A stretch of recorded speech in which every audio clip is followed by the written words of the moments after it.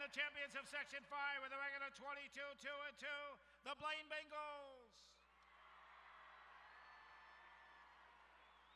Before we meet the rosters for both teams, let's meet the cheerleaders for Blaine. Katrina Freeze, Jadlyn Nordland, McKenna Schoberg, Julia Gunderson, Marita Dupre, Evelyn Cassett, and Benny the Bengal. Now let's meet the rosters for both teams for this quarterfinal game. First, let's meet White Bear Lake. Junior winger number 5, Grant Hofeld. Junior center number 6, Samuel Burkirky.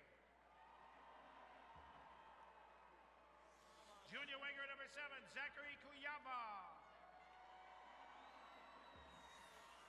Junior winger number 8, Samuel Newpower.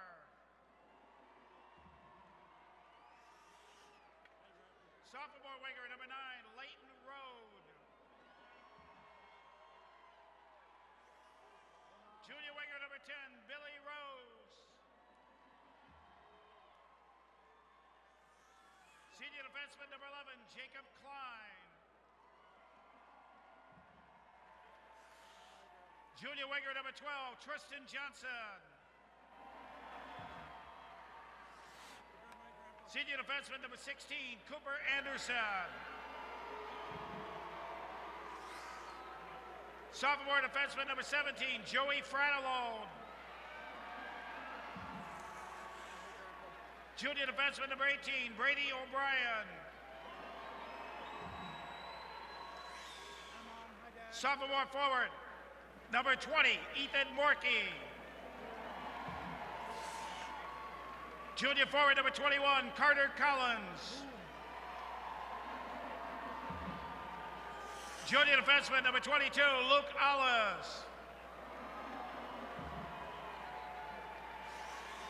Sophomore forward number 23, Tyler McKenzie. Senior center number 26, Chase Bill. Senior defenseman number 28, Spencer Millard. Senior center number 29, Blake Meister. Junior goaltender number 30, Tyler Stephens. And senior goaltender number 33, Evan Foss.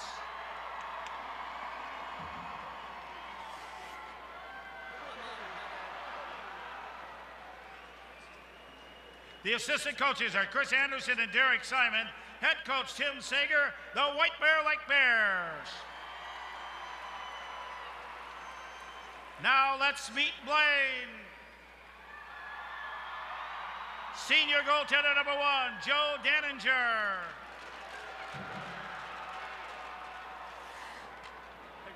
Junior defenseman number 3, Zach Schaefer. Junior defenseman number 6, Mason Streeter. Senior forward number 7, Cole Algren. Junior forward number 8, Hunter Hansen. Senior forward number 9, Will Hillman. Hey, Mom. Hey, Grandma. Senior defenseman number 11, Noah Caldine. Senior forward number 12, Ethan Scheibe. Freshman defenseman number 14, Finn Loftus. Junior forward number 15, Cam Schoberg. Junior forward number 17, Carson Rickles. Junior forward number 18, Cole Hansen. Junior forward number 19, Zach Busick. Sophomore forward number 20, Jack Ryman. Senior defenseman number 21, Nick Haug. Senior forward number 22, Bryce Brodzinski. Junior forward number 24, Sean Schweiger. Junior defenseman number 25, Caden Brzezinski. Junior forward number 29, Braden Lindsay. And junior goaltender number 31, Jonah Simonson.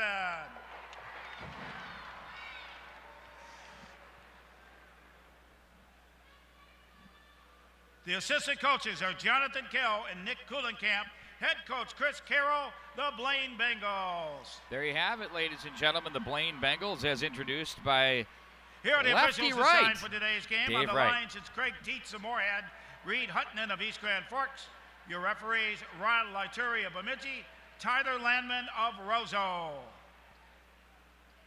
And now, ladies and gentlemen, to honor America, how about that? we You ask you all controlled this please stand, ice sheet. remove your hats, We will and now face the stand for flag your national and anthem. join the Blaine Band And join under the the Blaine direction Bengal of Band. Michael Hebert as they lead us in our national anthem.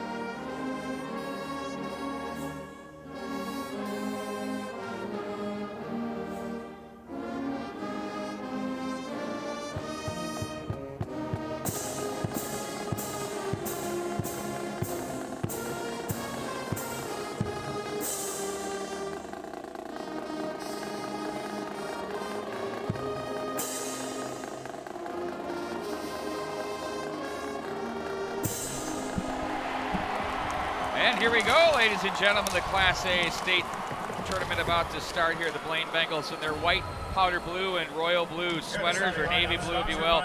Meanwhile, the Bears going with their traditional black, white, and orange sweaters with trim. It's going to be a dandy here, Bart Archer, between these two teams, and I am very excited about what this thing's going to have to offer. Who knows where this one could go? Well, I think the first 5 to 7 minutes is going to be very important for both teams. Obviously, the first blush of the Class AA starts at 11 o'clock in the morning. Not a time that they're used to playing at, even during tournament play. So it's a little earlier than most. But I think the quicker they can get the anxieties out, get their legs about them, get to their game, that team that can achieve that the quickest is going to have the better chance for success. Likely it's going to be Blaine, but White Bear Lake's a pretty scrappy squad, so they're going to come out with everything. But it promises to be a very torrid first 5 to 7 minutes, and we'll try to translate that to all the listeners out there. But this promises to be a really good game. There's going to be a lot of emotion, a lot of intensity moving forward. Joe Daniger's carried the mail here for the Bengals in goal, 22-2-2.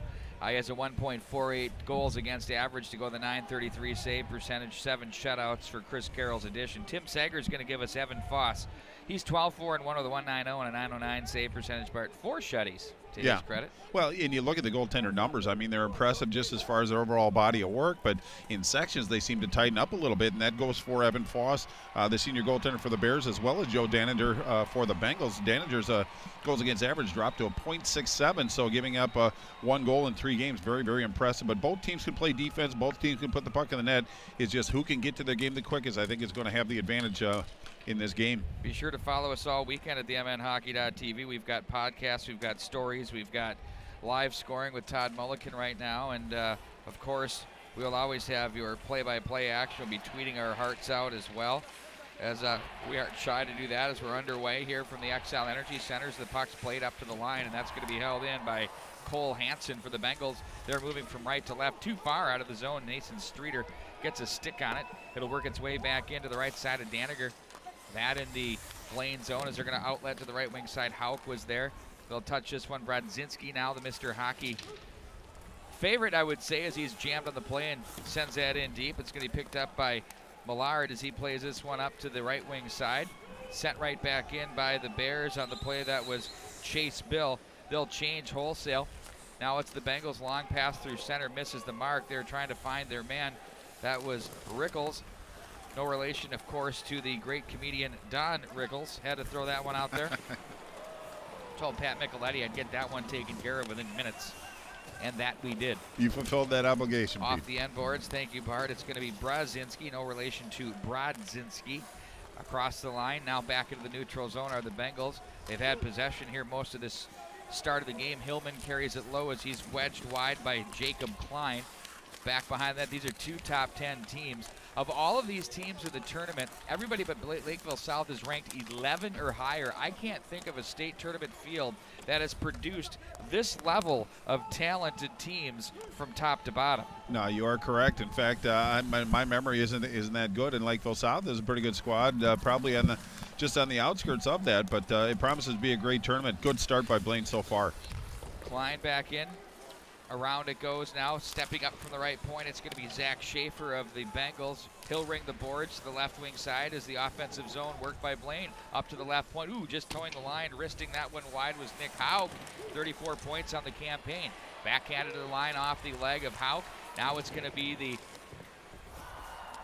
Bears to play to center. It's going to be sent right back in by Cam Schoberg of the Bengals as the White Bear Lake Bears retreat behind Foss. The outlet from the left wing to center, tipped off the boards by Tristan Johnson, trickling back into the Blaine zone it goes. From right to left behind the net, handled by Hauk, turned aside by another number 21 in Carter Hollins. As that's played to Collins, rather, as that's played to the neutral zone, and the Bengals will take over. Near side it goes again for Hauk, across the checkered, leans into that one.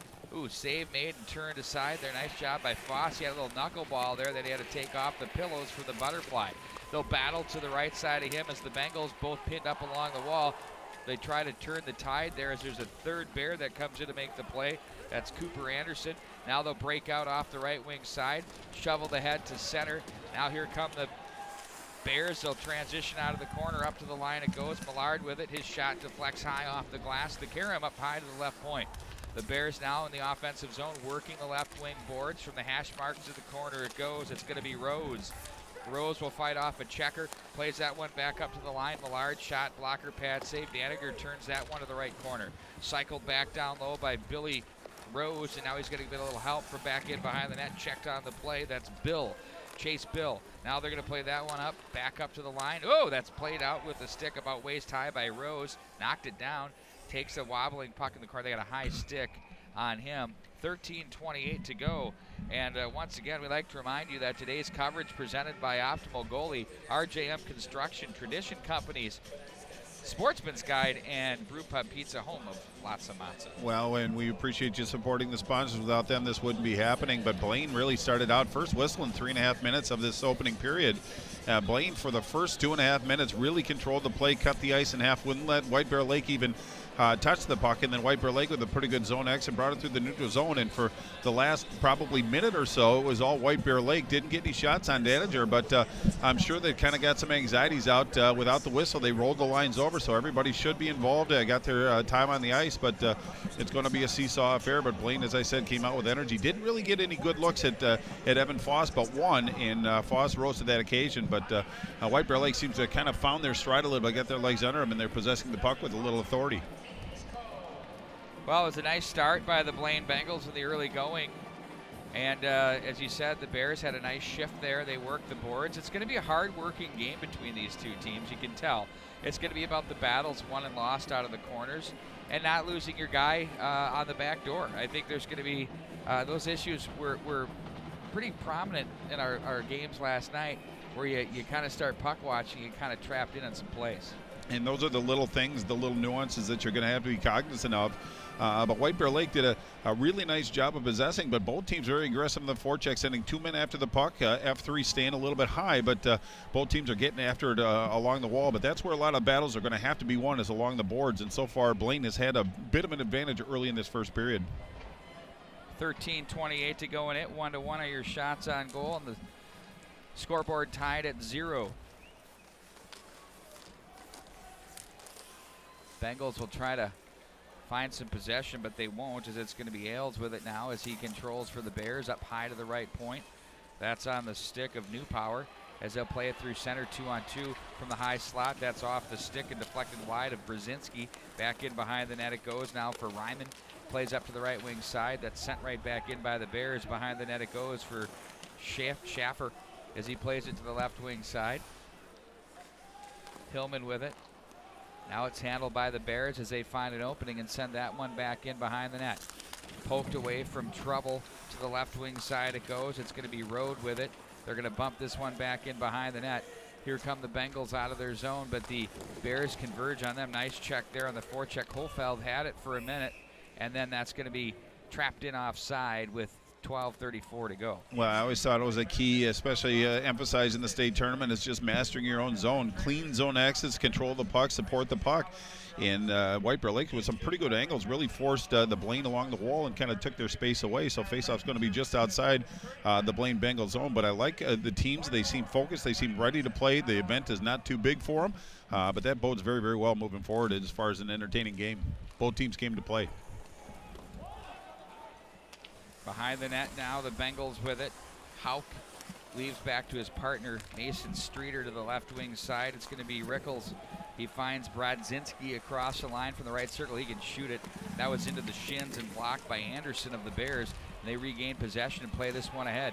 With speed across the Bengal line. On the puck, it's Rose. He'll play it back in behind the net. Nice job of the position by Bill. But it's going to be picked up Brodzinski through the legs to center. Left wing pass on the tape for Rickles.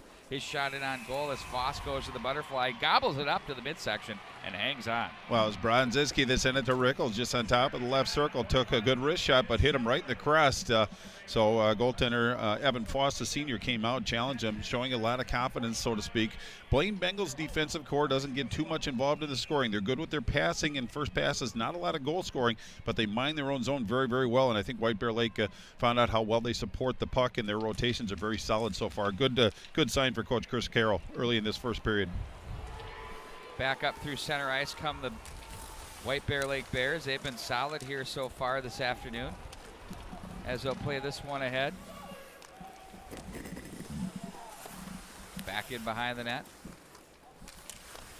They'll jam up on the play once again, and they'll be at the line. There's a wrist shot that deflects away. They try to poke that one through. And look out, the Bengals are there. Now it's going to be back up to the line. They can't find it to the corner. Foot race ensues. Fratellone is there as he looks this one through center. Chopped at and helped along by Johnson, but sent right back in by the Bengals. No ice. And back behind the net, it's going to be Joey Fratellone. He'll have it now. Back to center. Picked up by Hauk. Cycles off the boards. Schaffer's there. Oh, he's checked. Turnover. Puck sits free. Nice job by the Blaine defenseman to tie up the Bears. Oh, that one trickles through the slot here. Daniger was there. And now back in behind the net. Right wing on the breakout too far. The Bears with a nice surge here. Play this one back in. 10:45 to go in the first. Nothing. At center, nifty move. It's Hillman through center. Ducks under one man across the line. Gets through another. Hillman dangling in front of the forehead. Oh, and Foss goes down and makes the save. He hopped through one man, then took it around another. Kept his balance and took it in on goal to the forehand and tried to go through the 5-hole, but Foss fought that one off. Back out of the zone come the Bears with it as they're going to play this one back in behind the net. Gathered in, fished out of there by Anderson. Now it's going to be Hauk, who outlets to the right wing for the Blaine Bengals. Back into the corner on Meister's stick of White Bear Lake. He's pinned up on the play by Hauk. Two other players join, one from each team, and that's Anderson that comes away with the Bears out of the corner, but quickly the stick is there for Ryman to break it up, and he's going to carry out of the zone across center. He'll quickly chip it in as he was greeted by Rose as he gets it back in behind the White Bear Lake net. From the right corner off the boards, they'll try to find an oncoming player for the Bears out of the zone. They do. Chip to the center.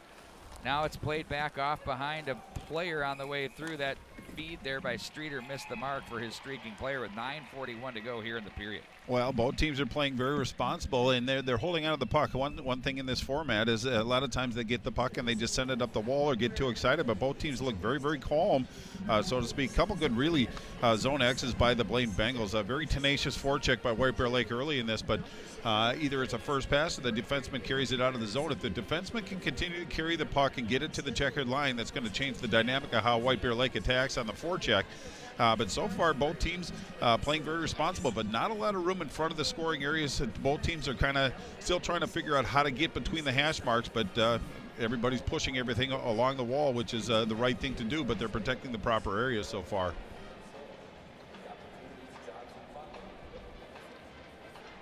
It's been a battle. There's been one grade A chance. That one turned in by Hillman, who was bidding for goal number 16 on the season, was shut down by Foss. But other than that, it's been a battle through each zone. Yeah, Will Hillman is a senior forward for this Blaine Bengals squad. 15 goals, 18 assists, 33 points in the year, 8 on the power play. But he showed his individual skills as he kind of navigated his way through a congested neutral zone and put a move on, went wide side, and tried to go, as you said, 5-hole on goaltender Evan Foss. But he closed that goal in a hurry. But that was the best opportunity, at least so far, for the Blaine Bengals. But really a nice exhibition on how to control the puck in traffic. He created some space for himself and pushed the puck up the ice, and that's exactly really what Chris Carroll wants his team to do, is just get to that net and force the goaltender to make a play. But Foss answered the bell on that one.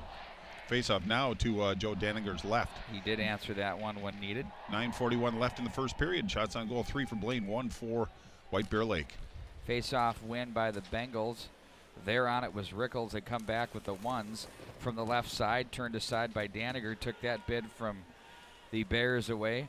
Now they're going to play this one up to the right wing line, sent back in behind the net. All the way around it goes for Brzezinski. So it's Brodzinski and Brzezinski, so we don't confuse you along the way, and I'm sure we will. It's just part of the game. At center ice, it's underneath the stick there of the defense and Millard, and it's going to be checked off to the corner as they look to try to make a play. Now the Bears in possession. They win the battle. They've been winning the battles off their end boards defensively quite impressively. Millard shots deflected. That's off the stick of the Bengals. Streeter to the high slot. Ooh, they find a man on the backhand. Oh, and a tough shot there. He was moving quickly. That was Billy Rose, and he quickly gathered it in on the backhand. You see a lot of guys shy away from letting that go, and he did what he needed to do to make it happen. Well, it was a pretty good backhand shot by Billy Rose, too. Most players would migrate to their comfort zone and do the forehand, but he put a pretty good backhand shot on goal. But a nice sequence to get to that area for Billy Rose to take that shot. White Bear Lake very good at putting the puck in spaces that they know they have the speed to catch up to, and they just created some space and got a good opportunity. Nice save by Daniger on that one. Face-off control by the Bengals as they ring this one around the boards. Held in, stuck out of there by Daniger. Again, pressure by White Bear Lake as they put some heat on the Bengals. They work the right wing side. Back up to the right point it goes. Up in the air. Now off the stick of Meister as they continue to try to find it deep to the corner. But it's Hillman who takes away for the Bengals through center. Oh, he does another nifty move. This guy is a dangle fest. Back off the side of the net. It's glued to the stick, too. The wrister from the point, that's missed the mark. There's it's poked aside there by Foss. That long shot came from Streeter at the blue line from the left side. Now back in behind the net. Bengals back up high to the line. Houck catches. The left-hand shot hits traffic on its way through up high to the slot. Hillman turns, high skill, holds it, plays down low, whiffed on Miguel Sino. Ryman was there. Oh, he's hurt. He can't even be swinging. What a shock. Now Houck with it, and everybody's so afraid to move him because, oh, it's going to be the next David Ortiz. Back up to the line now, out of the zone. It's Streeter. Wow, it's true. Everybody's so afraid they're going to have the big power-hitting guy they're going to lose. That was a corner guy. Back out of the corner. I had to throw that in there. I always do. Algren. Sent back into the corner. O'Brien is there. Now they're going to bring it up to the boards. Walking over to make the play is Brzezinski, the defenseman. Now it's poked off the corner. They continue to battle. Gathered in, and that just missed the post by a couple of inches there from Schoberg. He had a missile. It was about an inch off the ice as Foss watched it sail by him. Now they'll battle in the White Bear Lake zone. We've exchanged zones. Now we're scoreless for all of your shots in a tight matchup here with 7 to go in period number 1 from the XL Energy Center. The house is about, I'd say 80% full. We got to wait for the bands for the other two schools to settle in here from Lakeville South and Eden Prairie, and then we'll be close to full. A lot of orange peppered throughout the facility of the White Bear Lake Bears. They're hunting. It's a hunting expedition. Across the line now, Bears leave this one up high as that's turned aside. Bounding at the line. Nifty job there to keep it alive. The wrist shot taken there by Rode was blocked. It's sent back in behind. They have a man in front. Oh, they nearly caught the feed. They wrote a shot. Daniger the save as he turns that one aside of the goal stick. Squared up from the low slot, top of the blue paint. Big stiff stick save there by the Blaine goaltender. Back into White Bear Lake territory it goes, as now the Bengals will work it out of the zone. That one, Karams up high to the line, held in by Hauk. They're going to kiss this one back in behind the net. Now it's going to be the Bears to regroup and start over out of the zone from the left side. Road plays that one. Ahead they go now on the move. It's Hofeld with it. He's stopped by the defense. Nifty play there by Schaffer. And now it's going to be played back up to the left wing side. Now they'll load it. Brodzinski scores! Oh, that's why he is who he is. That was harmless. It seemed that way, but he gets it from his snipe area there, top of the left circle, and snaps it low to the glove hand side. And it's 1-0 Blaine. Well, they've worked this so many times, but it's Carson Reichels, the junior forward, that gained the zone, dropped it back to Brodzinski. He walked in a couple steps, and from the top of the left dot, he just went glove side about a foot and a half off the ice. Very difficult shot to contain for Foss, but for Brodzinski, boy, this is a big number. That's goal number 36 on the year so far. He's not done yet, but that's what goal scorers do. Absolutely. That was a nice quick release. Really didn't give Foss a chance to kind of set up on that one. Defense played it properly, but just a nice drop pass right on the tape by Reichels, and Brodzinski finished it off. 5:52 remaining in this first period. Blaine, it gives you memories of Johnny and his sniping capabilities. Yeah, he was an too. Absolute sniper. Well, Michael, a defenseman, so a little bit less of the snipe potential from the dangerous triangle, if you will. Johnny just could score from anywhere. Of course, he had Nick Bukestad working him. We got Rickles now, who's quite the player. Hillman showing tons of skill. Now the Bears are going to need to respond here as they're trailing 1-0 with 5.5 to go here in the period. Thanks for joining us here. Sponsors presented by Optimal Goalie, RJM Construction, Tradition Companies, Sportsman's Guide, and Brewpub Pizza. Lots of matzah. As good as it gets. Back into the corner. Hillman really waits in to take a would-be checker and guides it back up to the line.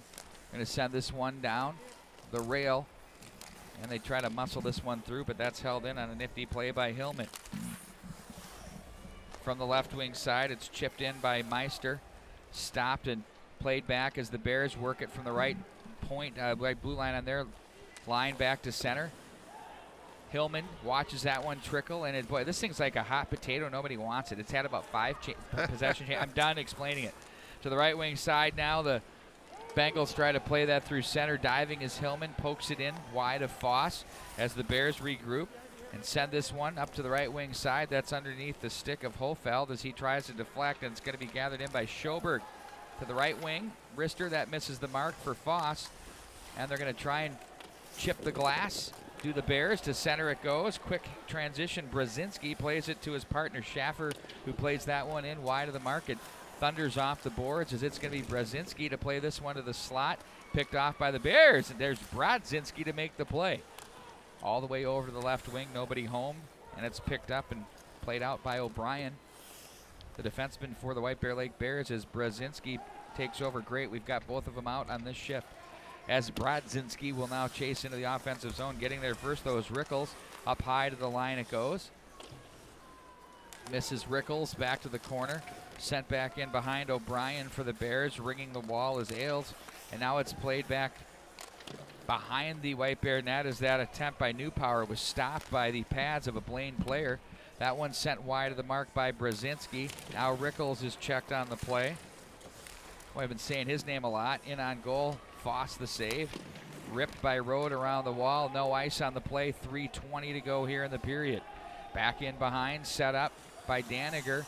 1-0, the score in favor of Blaine. And there you have a whistle, folks, and we have another timeout.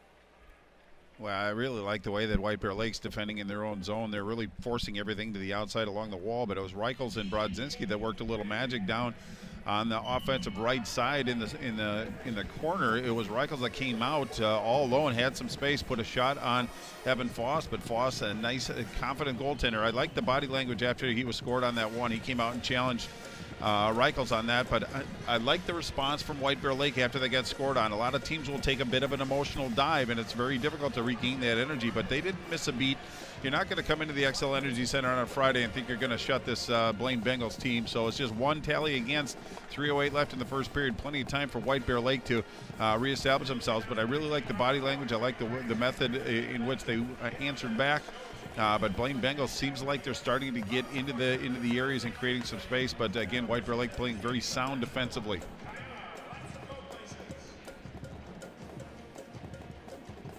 Nice part about these TV timeouts is both teams can go to their benches, get some instructions, maybe get a little bit of rest, but it's going to be an exciting 3:08 to finish this off.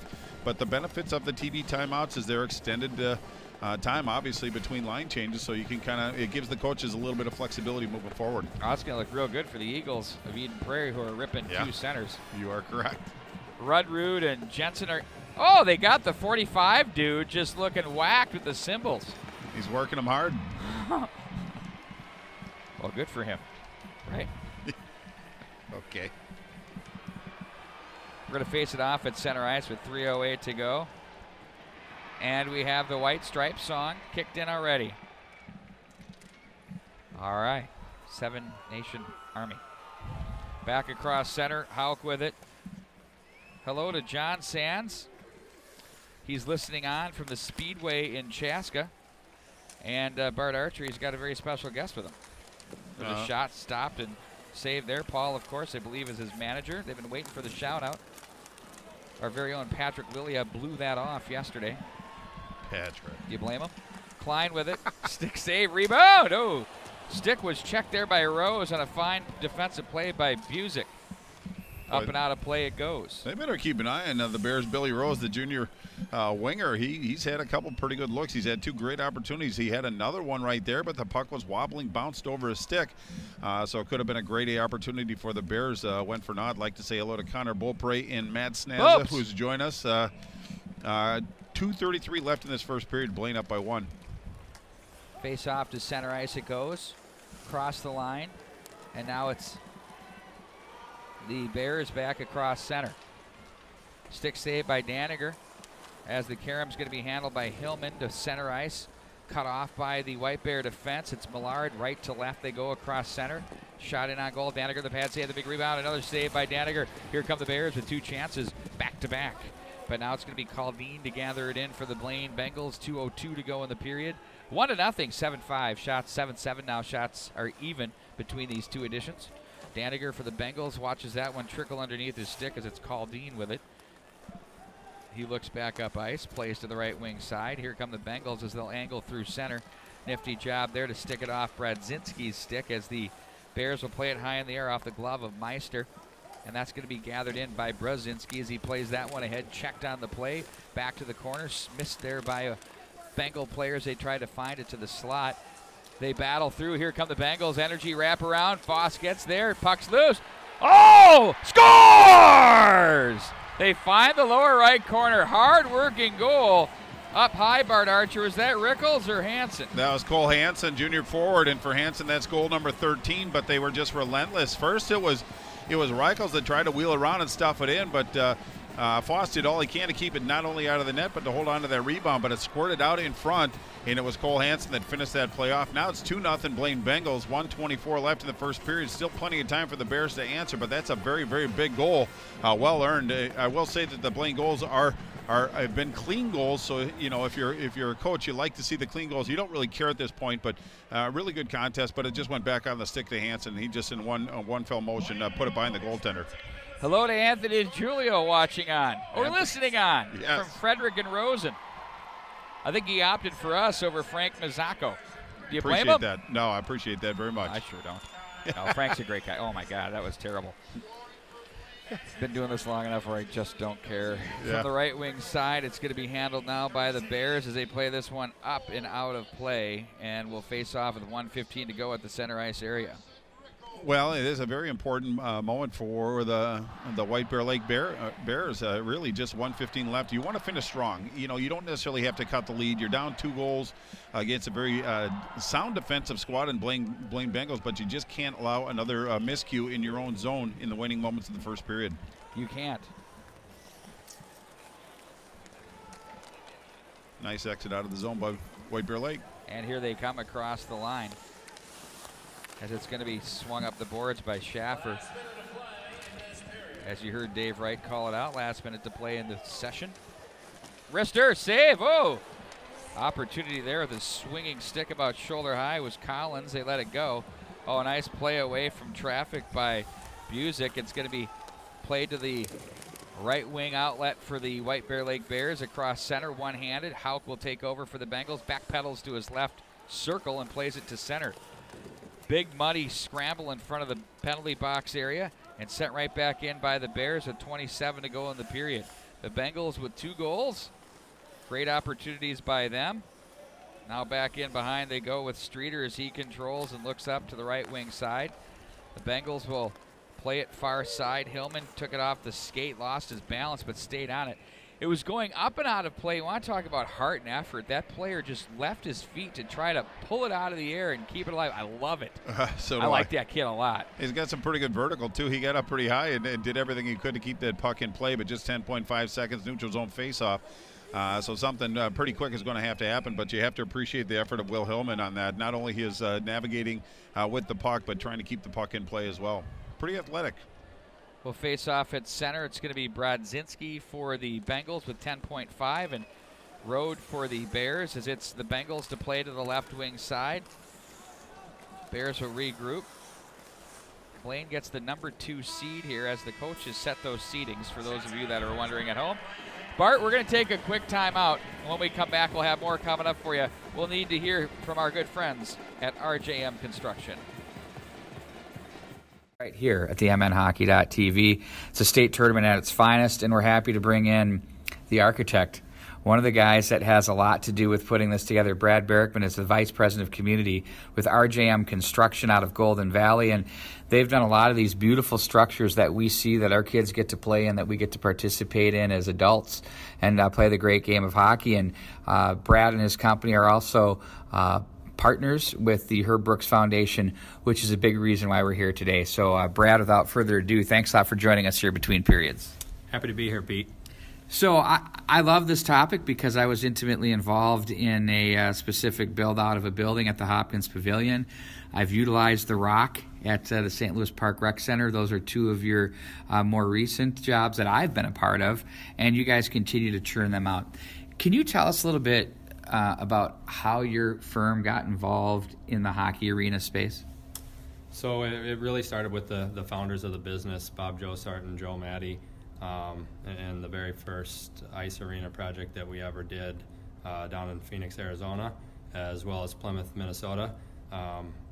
We kind of got that niche on those first 2 projects, and then gained a knowledge base there that expanded here today.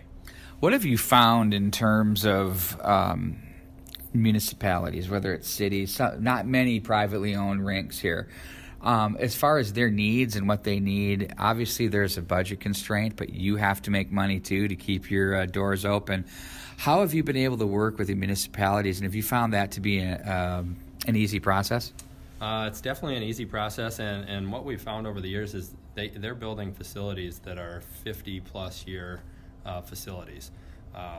So they're really building for the longevity and the operational efficiency. Really enjoy working with the cities and building them something that will last into the future. Can we talk a little bit structurally about the rock? Do you care if we go there for a second? I wasn't directly. Okay, we'll not use that. Let me pause for a second so I can see the break. Let me see something here. Are these her notes for you or Yeah. not? Can I see those real Yeah. quick? I should have printed them out.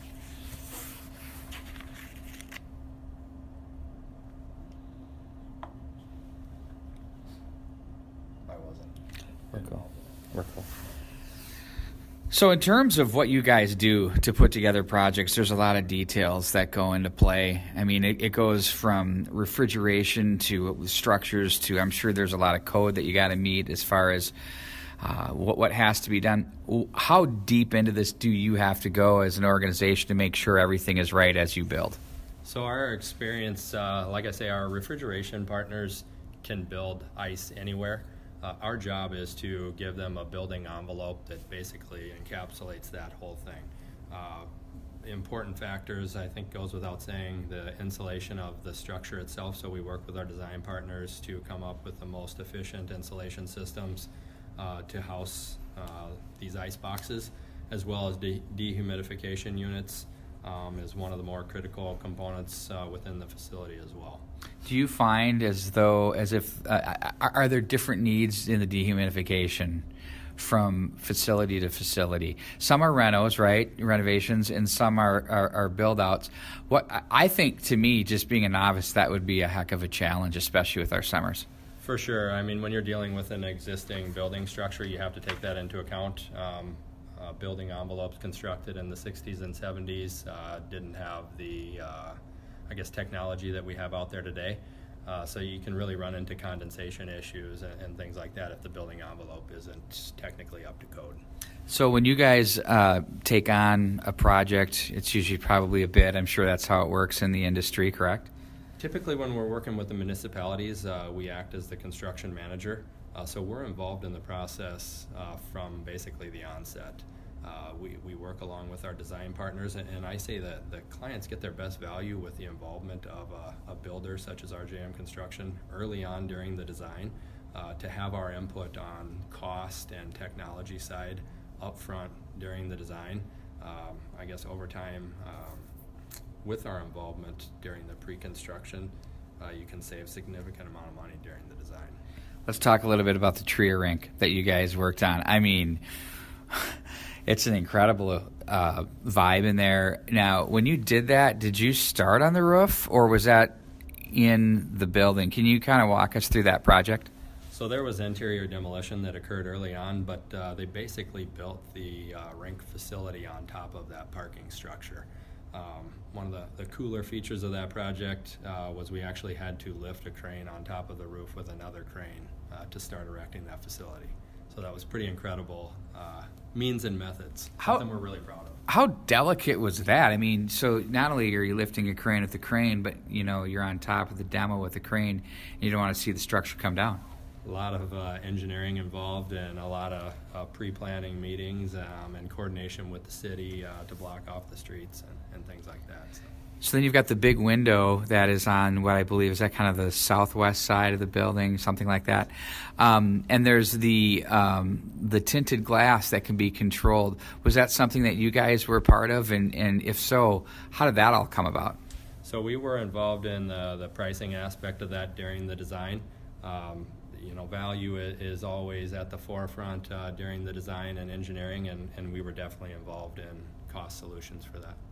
The locker rooms that you did at the Hopkins Pavilion, the greatest part about that project was every high school team that went in there just hated going in there because you could fit about 3 guys per room. They're so small. And then they're just massive. You could almost fit a varsity and JV team in some of those new locker rooms. Is that kind of a trend that you guys are seeing, is to get more space for locker rooms for everybody? So there is a lot of thought put into the size of the locker rooms. As a hockey parent myself, I understand what it's like to get your kids dressed. I have a first-year mite in some of the tiny locker rooms in some of the older facilities. So that's definitely front and center of my mind, as well as our design partners.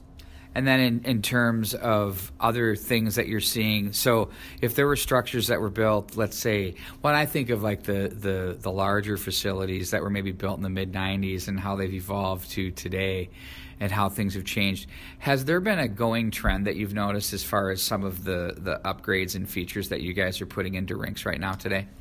Definitely on the refrigeration systems and just the building envelope technology that's out there today. Is significantly better than it was 25 years ago. So there's a lot of thought and consideration that goes into the building envelope that houses these facilities. And another common trend that I'm seeing, a lot of the facilities that we built the initial sheet of ice for, they're adding second sheets. And it seems like some of the larger communities are all starting to add second sheets of ice and finding that benefit in their programming. 2 more questions for you here as we're rolling through the period break. To me, I would call it 3/4 outdoor rink. It's like a 3/4 indoor rink. The covered rink kind of was a trend for a little bit there. And you guys were able to really get something quite creative and look and feel for the St. Louis Park Rec Center. Can you talk about the processing that went into that and what you guys were thinking as far as vibe you were trying to pull off there? So that was kind of I guess what I would call a centerpiece or a focal point of that facility. Something that captures kind of the old school hockey feel with the wood purlins and some of the older arenas, but yet something that's kind of nostalgic in the new outdoor games that you see in the NHL and college hockey as well. So trying to capture that all into one piece. It's incredibly well done, and what it lends to is some really incredible acoustics, too. So when you watch a game, you get some really good sounds out of that. It's super cool. But the first thing, it's funny you say that I thought of, when I look at that roof in that building, I think of the old Minnetonka Ice Arena where they painted it up. It's too bad. But do you remember that when it was all wood? I do. I played in that as a peewee. Growing up in a hockey tournament, and that's the first thing that I thought of when I saw that completed as well. So it wasn't just me. No. Yeah, that's really good. And finally, as Vice President of Community, obviously the Herb Brooks Foundation is a terrific vehicle that everybody is well aware of. That's really keeping the game flowing alive and creating opportunities for everybody to be able to play the game. Can you talk about your relationship with Herb Brooks Foundation?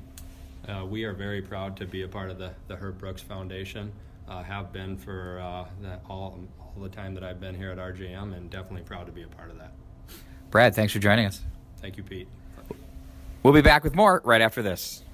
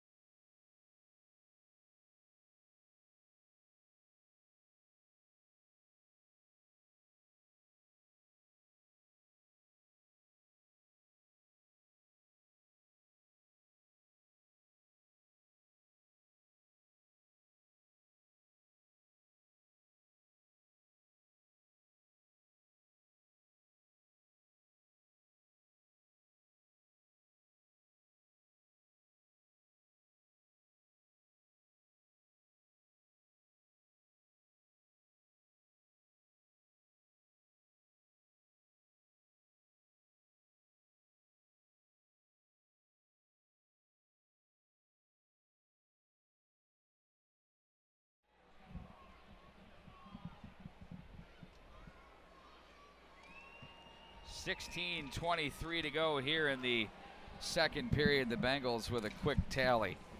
And now it's 3-0 in favor of them. Wow. That's a big goal right there, too. Early in the second period, White Bear Lake's got to respond. You know, I think it's been interesting. Yesterday, none of the teams really had a lot of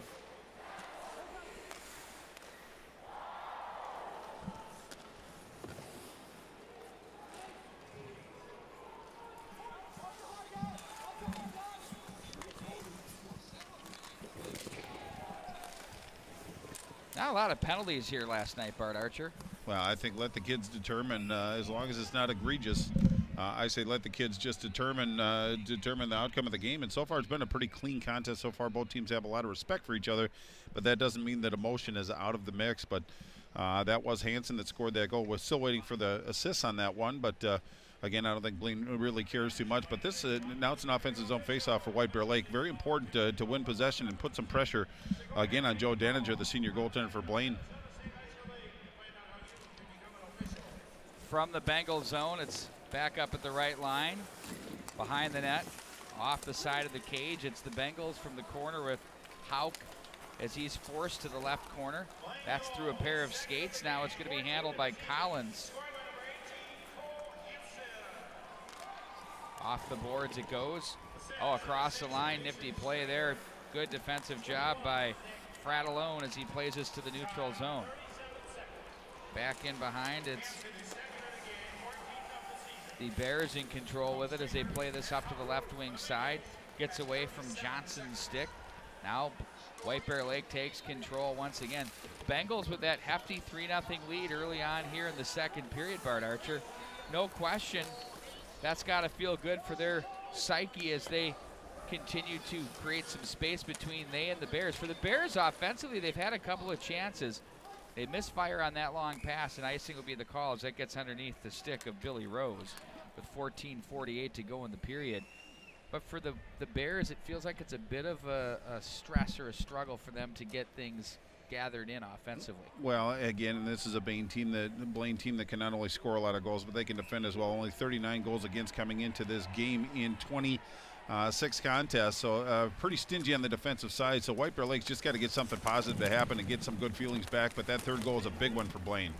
Checked off the end boards, and now to the right wing side they go with Millard. He'll play this one in deep and chase his own dump in as they're going to swing this out front to the right wing on the tape through center ice. It's Busick with it. He's stopped on the play by Anderson, and to center ice he goes. Streeter for the Bengals, left wing side, rung in off the glass by Klein, cut off by Foss.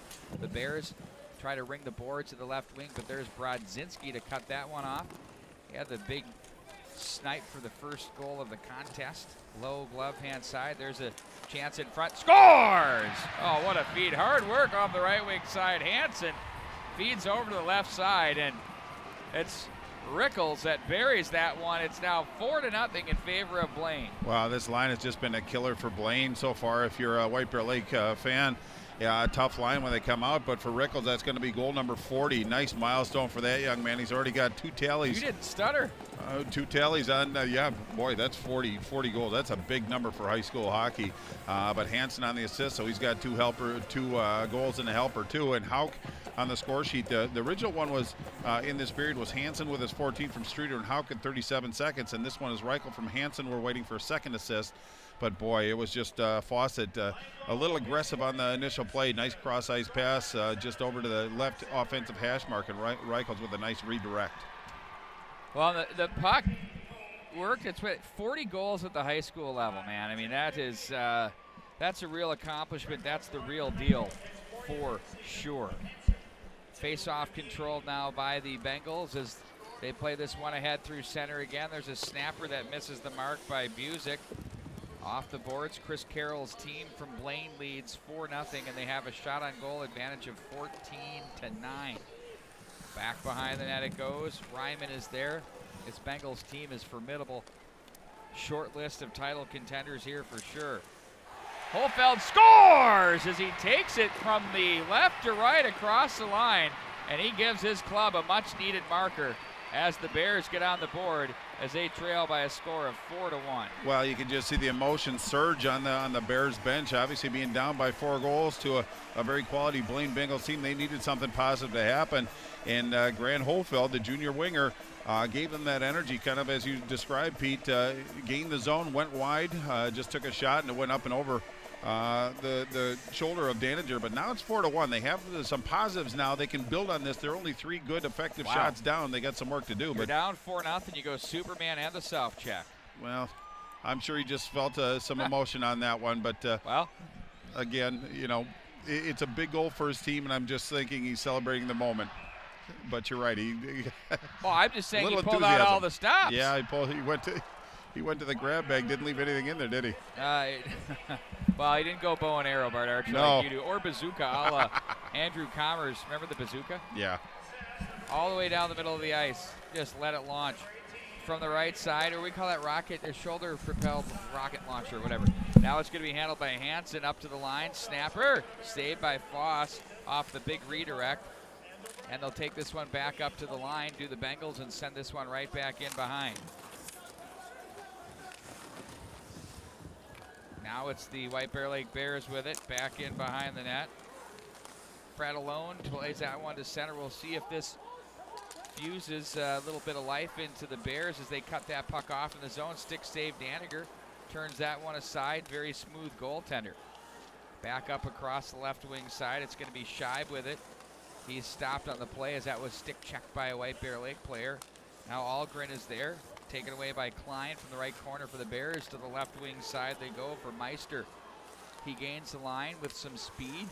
Watched to the corner on a good angle by Caldine, but it's held onto by Meister as he carries up to the right circle. He's going to cycle it right back in and behind. Brodzinski clears that one up to the line. That's going to be held in by Bill. And here they come back up through center to the Blaine Bengals from left to right.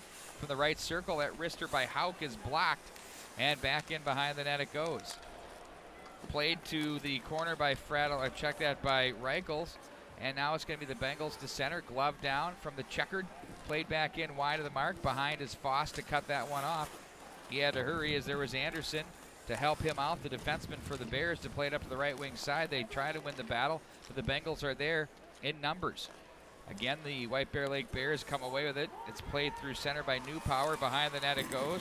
Hofeld, who has his team's first goal, sends that one back in behind the net.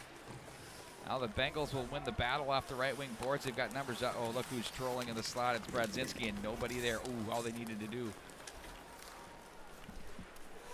was find him for a clean breakout, because he was going to go straight up the middle of the ice, Bart Archer, as the Bears were collapsing. Well, showing some defensive responsibility, well, and that's what they're going to need. Sink too. Yeah, and Blaine's doing a pretty good job. They're doing a far better job of getting to the scoring areas on White Bear in this period. But White Bear's showing some resiliency, actually. Some pretty good focus getting after the puck, and it was Holfeld that actually spearheaded the forecheck.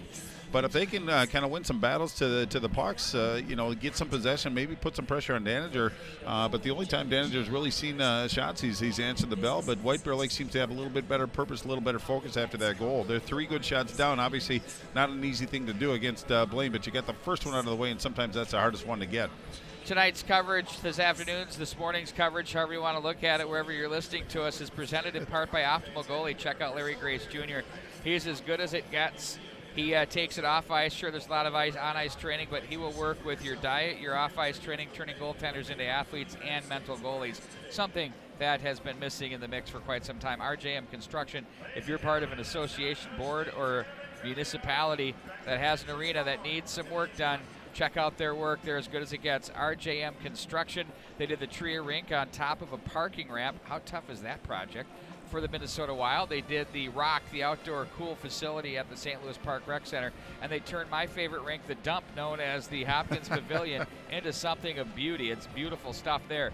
Tradition Company, 7 companies in one. You've got everything from homes to home mortgage, wealth management, capital banking, and mortgage needs. Of course, Sportsman's Guide, they've got the big Beyond the Pond event coming up this Saturday from 10 to noon in South St. Paul at their location. Check it out. Up to 60% off all goods. And I know you're all putting a pizza in the oven right now from Brew Pub Pizza. The Latza Matza with a half pound of award-winning Wisconsin mozzarella cheese, one of my personal favorites. Yeah, it's good stuff, absolutely. Face off to the right of Evan Foss. Across the right wing line, it's going to be played to the slot area. There's a feed there from Meister. The Bengals play to the right wing side. Cut off at center. Just had a text from Paul Ranheim. Checked in with him to see how he's doing as they prepare for game number 2 here this afternoon. He and Lee Smith and Tom Gertis. Crumpy, chomping at the bitch, I'm sure. Absolutely. Played back in behind. The Cougars of Lakeville South awaiting the challenge of the Eden Prairie Eagles. Bengals control and back pedal. Here comes the oncoming check of Rose as it's going to be taken away by Haupt. He better hurry because nice play by Holfeld on the forecheck to the slot. Nobody home. Oh, there's a hook. They're going to let it go. Oh, no, they don't. They got it. The backside guy. Penalty coming up. This one on White Bear Lake. Well, Holfeld just got a little bit aggressive. Showed some good speed to close the gap through the neutral zone. Really took away some space, but then he got a little aggressive. It wasn't the initial contact. It was the second follow-up contact. So now Blaine Bengals are going to go on the power play. 39.7 power play during the regular season, down to 18.2, a number they're looking to improve upon. But the Bears 86% penalty kill up to 87.5, so they're trending in the right direction. But great opportunity for the Bengals to get back to that 4-goal lead.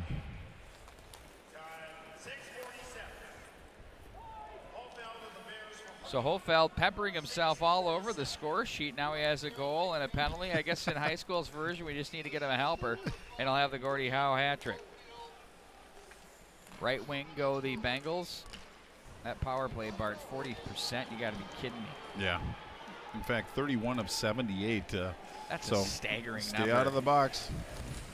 Well, it was one little simple thing at center was a hook. I was surprised at first. I didn't think it was going to get called. The backside guy. Oh, nice move.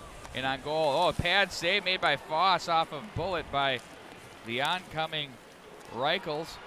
He's a sniper. There's a shot that's turned aside by Daniger to his left. Ooh, they come back through. The Bears bid for a shorty. 1:11 to go in the power play. 9:23 to go in the period. Good look there on the opportunity from Spencer Millard. Yeah, Millard did some really nice work and put a shot on Daniger.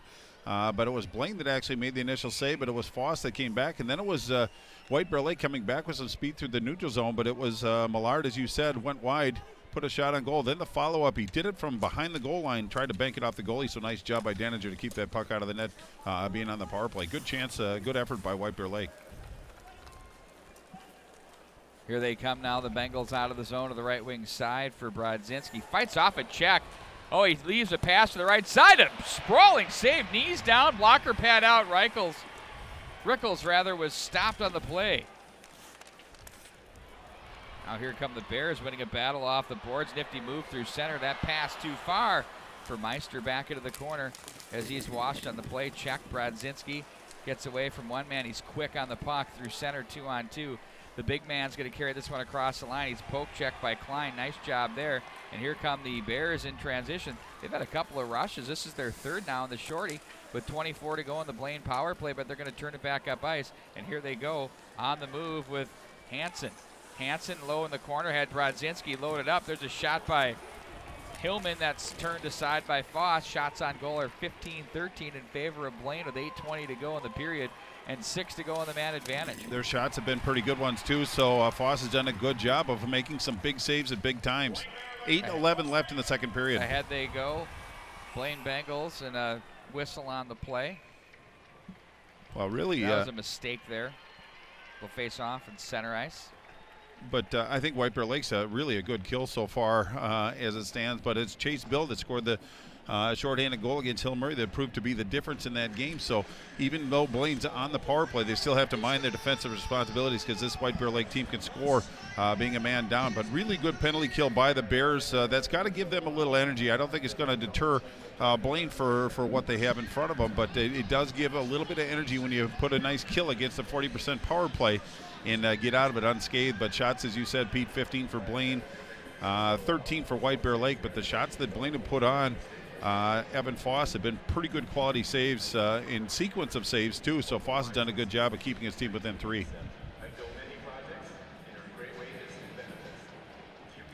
Today's coverage presented in part by Sportsman's Guide. located in South St. Paul, Tradition Companies, RJM Construction, Brew Pub Pizza, and lots of matzah, and Optimal Goalie, all making our seasons so much fun and create this opportunity. Of course, this year we covered specifically the Edina High School boys and girls. We covered Eden Prairie, Minnetonka, Eden Prairie, Benilde St. Margaret's, and Holy Angels, and the Academy of Holy Angels. Been a real pleasure to work with them with those programs as well. Very entertaining year so far, coming to accumulation.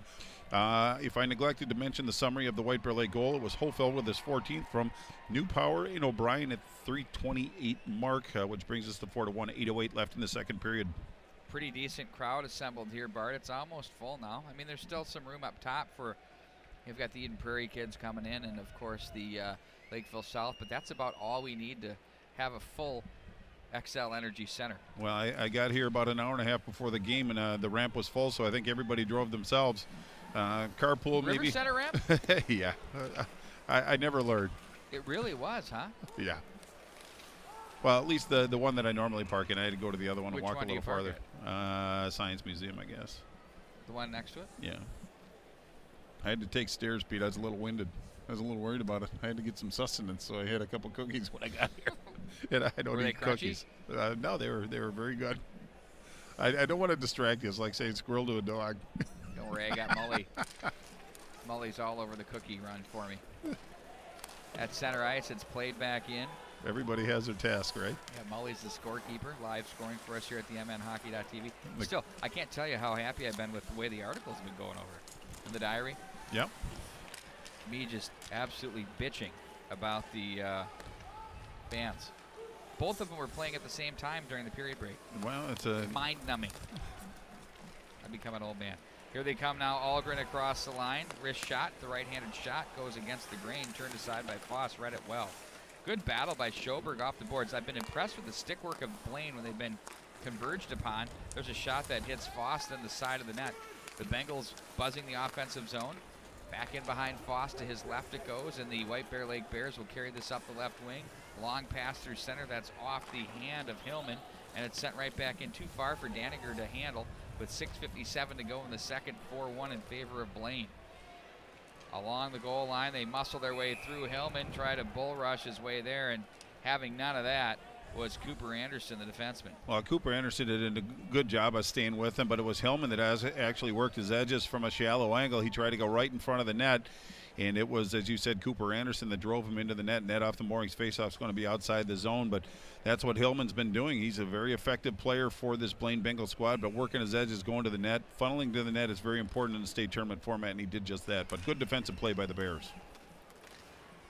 Sent right back into the White Bear Lake zone as it's going to be Millard with it. He'll be bumped on the play by Ryman as he tucks it to his partner to the left corner. Nice job from D to D. That was sent ahead by O'Brien. And the Bengals will stop that at their line, though, and regain possession. Ryman with it. Angles his way to the left. It's back on the stick of Holfeld. 26 points on the season now. Ooh, looks in front. Nice feed there Penalty. for New Power, and they draw the penalty. Off the ice goes Foss to the line. They're going to get the extra attacker. Deflected wide. Will they get there first? Here come the Bengals. They're going to make touch possession. And we'll have the power play coming up. For the White Bear Lake Bears, it's now going to be one apiece with the man advantages here. A big kill here coming up for the Bengals. Yeah, indeed it was. It's going to be a hooking penalty to junior defenseman Zach Schaffer. But just a trying moment for White Bear Lake. Just got a stick under the arm and gave him a little bit of a tug, but the referee right on top of that. But again, once the arm goes up, you have to keep playing. It looked like Blaine sagged a little bit and allowed White Bear Lake to get some good opportunities. If they had their stick down on the ice when the puck went through the slot area, they might have had a nice redirect, but they're going to get an opportunity on the power play. 33.3 during section play, 17.3 for White Bear Lake during the regular season, so they're trending the right direction. Very stingy 91.8 penalty kill for Blaine Bengals and 100% during section, so good opportunity for White Bear Lake. It's not going to be easy for them, though. They'll control up the line. Ailes plays to the right wing side. They're going to take it to the top of the right circle as White Bear Lake will work the puck around. This group is Bantam Double A's, won the state title. Good chunk of this team. They've been in this position. There's a little puck that was bounced around. Rose now behind the net, gets a little bit of help from Bill. as he'll come back out of the corner with it. Quick stick there by Hauk to turn that away. Back up to the line. It's going to be controlled by Ailes with it. Back to the right wing side, off the wall. They'll walk to the top of the circle, down to the goal line, back up to the top of the right circle. Shot 6-8 by Daniger. Took that one away from Meister. Meister gets it, looks up high. He's going to carry it instead up to the middle. Shot just misses. Daniger wanted to get it with the glove. Kind of did the snappy thing with the glove when you miss it. Now it's going to be Ailes with it. Up high to the middle. Wrist shot right into the midsection and held onto by Daniger. As a nice little power play brewing there for the Bears. This is a big power play for them, Bart. If they can cut that deficit in half. Oh, that's that'd give them a whole bunch of energy. There's 105 left in the penalty, 5:19 left in the second period. But working the periphery quite well. Blaine Bengals tighten up once they try to get inside. But a couple pretty good shots on Daniger. One went wide, and the other one he received an area rebound, so face off to his left. Big face-off win to the line. It's going to be Anderson's shot that hit the stanchion. That was a loud, crispy sound there you could hear. Now Anderson again. Plays to the right wing side. 55 to go on the man advantage. They're going to swing this one up high. Anderson takes the spot. Now they'll find their man with Rode. His shot was blocked up high. Nice job by the Bengals there. Plenty of room up high, though, with the big zones of the NHL. A little extra footage for them to work as they have smaller neutral zones. That plays well to the power play, and that's exactly what it was for. And that one's whistled down and to stop the neutral zone trap a little bit. But nonetheless, Daniger's been perfect here on the PK, the best penalty killer for the Bengals. Well, he has, but the shots have been relative. At least he's made them look pretty easy. But White Bear Lake kind of nibbling around the edges a little bit. It was a pretty good shot, but it was a shallow angle. But he just made himself look big, and again, near a rebound. So not only a good first shot goaltender, but he's not getting him second chance opportunities. 36 seconds left in the penalty. Ooh. Chance in front. Sprawling was Daniger. Hillman was there. Back up to the line. Laid over their nifty job by Anderson. Road walk, shoots. Oh, that hit Daniger right off the mask. Up high and the shoulder high stick coming up. They got to touch it. No, they call it off. Shot. Oh, and that one. How about that? It looks like the Bengal player there, that's Rickles, the 40-goal scorer, with an opportunity to open up another 4-goal lead. Instead, it stays 4-1. 5 to go in the power play. Back on the ice will step the Bengals, Zach Schaffer, and back in behind the net they'll control with Brazinski as he plays that one ahead. Schaffer to the bench and icing the call with 4:06 to go here in the second period. Well, good penalty or good power play for White Bear Lake as far as possession, getting some looks, getting some shots. They didn't get in by the hash mark, so Blaine did a nice job of keeping everything on the outside. So pretty good kill by Blaine, but again, I think there's going to be some residual value to this for White Bear Lake. Just touching the puck, moving it around, and forcing the Bengals goaltender to make saves. I think it bodes quite well, but just 4:06 left in the second period. Boy, if White Bear Lake can punch one in before this period, cut the lead to 2, it changes the complexion. But it's going to be a very intense 4:06, I'll promise you that. But Blaine still wants to build on the lead, and White Bear Lake's trying to get back in this contest. But getting a gift power play on that one, they dented, but they didn't break. So Tim Sager and his group talking things over, as well as Chris Carroll and the Blaine Bengals. 4:06 to go in the first period. A well-played hockey game between these two teams. The Bengals, from the center red line down offensively, very explosive, and they got guys that can shoot it. And that's an extra element that you see but don't see enough, where it's not just one guy, Bart, but it's a couple of guys. Yeah, in fact, Blaine supports the puck so well, and they can create space, which is paramount in this under this format. But you look at the numbers on first blush, and it looks like they're really focused on 2 offensive players with a couple players that can kind of support on the score sheet. But you watch them play, and you watch the way they go about their business, and this is a good team. It's a deep team. They don't need their thirds and fourths, perhaps, to really put the puck in the net. They're certainly capable of doing that. But when you have a first line like they do, and a second line that can support as well, they just have to mind their defense from this point forward. And I think that's one of the strengths of this Bengals team, is the way they play team defense. As I said, giving up only 39 goals in what is well, now it's 40 goals in the 27th game, so very stingy defensively, even with the big offensive numbers they put on the board. Very complete team, and the goaltender obviously shows that he can keep the puck out of the net as well. So this Blaine team is going to be very difficult to contend for the final 21 minutes and 6 seconds of this game in regulation time. I did some math on that one, Pete. Where you know what, Bart? I'm stunned, but the math skills were fully employed and very impressive. I'm patting myself on the I back. couldn't even keep track, because don't even ask me to go there. Right. I mean, working a calculator is basically a project. No. We know better than that, Pete Wagner. The Bengals now will play this one up to the left wing line, and now here come the Bears back across the line. Road with it, tries to cut to the forehand, goes right into the belly of the beast, though. And it was the Bengals to cut that one down. Nifty job inside out. Wrister just misses the right stick hand side on Daniger. The big Karen back up to the line. Over to plate as Millard back in behind the net. Bears have really found their legs here a couple of minutes ago, right before the power play, through, during, and after. Ooh, that was a pretty good shot from the point, and I think it originated from Cooper Anderson. Just a wrist shot. Had to get it off quick because the Blaine Bengal forward was closing on him.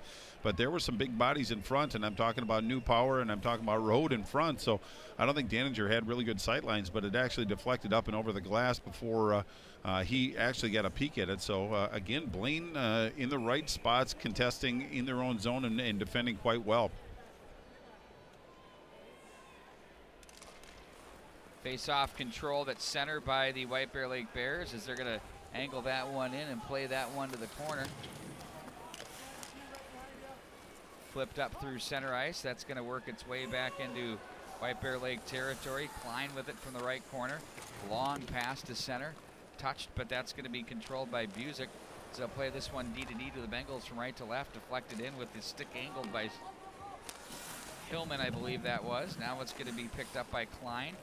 And he'll chip that one as it'll rattle through center. It hits the snow in front of the benches. That's a gift for the Bears. Turned over, but poked ahead. Hillman, he's dangerous. Ooh, lost the handle. Couldn't get going. If he turns it up, it's all on there, Bart Archer. Yeah, they would have had numbers, but the puck rolled on them. Good opportunity for White Bear Lake now. 2-on-1 back in behind the net as the Bears come away with it with 2:40 to go in the second period. Hillman from the left wing side. Edges away from traffic, offside at the line. Well, and that was Billy Rose that had a good head of steam, but I think it was either Meister or Chase Bill that couldn't get out of the zone quick enough, so hence a face-off is going to be outside the Blaine Bengal zone. But White Bear Lake seems to have a little better focus, a little better purpose, plus they're actually fighting through checks. They're winning some battles, and they're getting some looks, but again, they just haven't got into that scoring area. 2:33 left in the second period, Blaine up 4-1. Shots now favor White Bear Lake. Going to be the Bears once again who work this one back into the corner. Nice positioning by Schaffer to take the White Bear Lake Bear out of the play, but to the slot area there's a chance that one misses the mark. Don't count the Bears out here. They're finding their rhythm offensively as they're playing the game they want. Back in from the corner. I feel like the Bengals are kind of in retreat mode here. It's not like they're protecting a lead, but the Bengals are giving them what they need. I mentioned earlier when they crashed down and Brodzinski was open. Well, I think the will is there, and I'm not saying it wasn't there earlier, but they're really fighting through the checks. They're making the play. They're taking the punishment to make the plays, and that's something I think was missing in that first period, probably just from lack of opportunity. But they understand the situation. 1:44 left in the second period. But White Bear Lake's getting, as you said, Pete, some good offensive zone time, but they're winning some battles on the wall, and they're getting the puck out front. Now they just got to get the attempted shots on goal and force Daninger to make more saves. But it's trending in the right direction for the Bears being down by 3. Still have plenty of time, too. Offensive zone face-off to Daninger's right. Poked back into the corner. There it is. Scores! As we were talking, the Bears, Bart Archer, find their way and get the job done. Well, that's exactly what they need, and I think that's going to be Leighton Road, the sophomore winger, with his 16th goal of the season. We'll wait for the official scoring, but he was an initial save by Daninger, but the puck squirted loose. One of the few rebounds that he's given up, but it just got onto Road's stick, and he just deposited it into a relatively open net. So now it's 4-2, 1:41 left. Up to Blaine to kind of respond, but White Bear Lake, you look at their bench, and they have belief, they have energy right now, and that's exactly what Coach Tim Sager needed. So a real big shot in the arm for him. But boy, that just tucked in right inside the post, too. 4-2 your score right now. And I think it was New Power that actually got that one. No, it was indeed Road or New Power. My apologies. And for New Power, that's goal number 14. I don't think he scored a bigger goal in his career. It is 4-2. Our graphic will change at the period right now. It's in a precarious situation, as producer Matt Harrington would like to say. So don't worry, it's 4-2. Back in across the line. Here come the Bengals. You know, this gets into the category, you know, we hear Bert Blyleven say this in the Twins games. You know, you get the big lead early, and the other team's chipping away throughout the innings, consider the periods of the innings. And, you know, he always says at some point you got to put one up here. Yeah. And because the momentum kind of continues to steamroll. And for the Bears, they've really taken over the last 10 minutes of this period. Yeah, they've been the better team, no question about it. But I think, as you said, Blaine just kind of got a little comfortable being up 4-0. It's hard not to change your psychology on how you go about your business. Oh, in front, there's a redirect there. Ryman had a chance, but Foss made a big pad save. He was left open and had a second chance at it, too. That's a big save that's not going to show up on the score sheet, I will say that. Ryman from the forward position up to the right point, angles it back into the right corner as it's going to be the Bears backing out of the zone. Long pass to center, that hits Hofeld. He's a skilled player. Pushes his way through center. Nice check thrown there to force a turnover for the Bears as they maintain possession. Ooh, they had a man ahead, that's Rode. He tried to play that one through Brzezinski, and Brzezinski is there as now Hillman slings that one to center. That's played away by the Bears and back onto a Bengal stick as they'll play this one in on Foss. A long shot in by Schaffer, glove down, and the Bears try to transition to the left wing, can't get it out of the zone as the pinch is beautiful there by Hansen. Gets a little bit of help as well with Brodzinski. Poked at with the stick by Rickles, and it's going to be Foss back in behind the net. Klein, that was deflected, kind of stopped right at the goal mouth area there. They poked that away. Foss very calm on that. 17 to go in the period. White Bear Lake takes over the shots on goal advantage. Now they lead 21-19 as it's going to be back on a stick of a Blaine Bengal. It's over the right wing side for Streeter. His pass hits the skates of Rickles, and it's sent right back into White Bear territory. They're going to backpedal, and that's going to do it for the period. A good one indeed, Bart Archer. Well, both teams scored a couple goals, but White Bear Lake has to feel probably better going into the period, but it promises to be a solid third period moving forward. We'll see what we get. More coming up from the XL Energy Center right after this.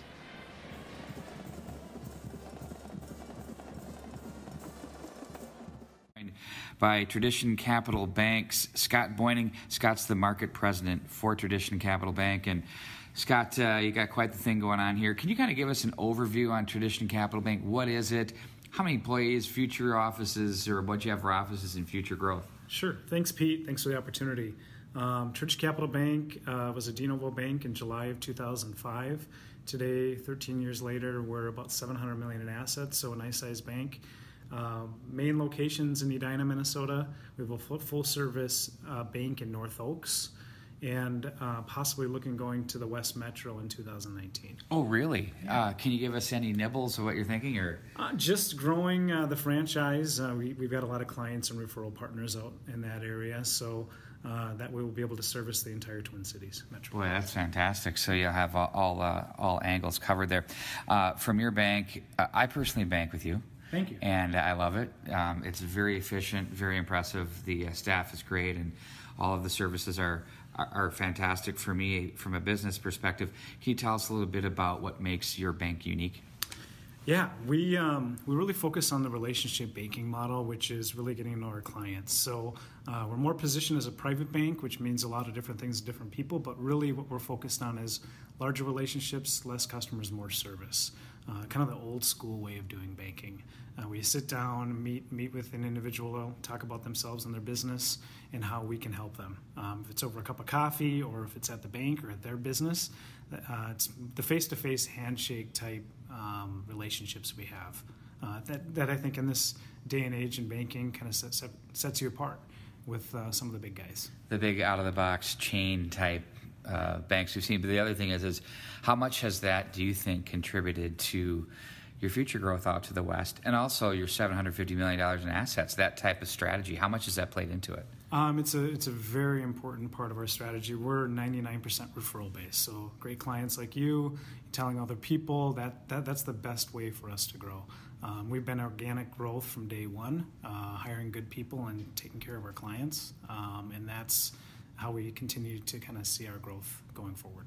Now, we know the economy has been soaring and the stock markets have been incredible, and it's been, for a lot of people, a good year.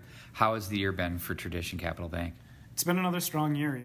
We had about organically about $100 million of growth year over year for the last 4 years.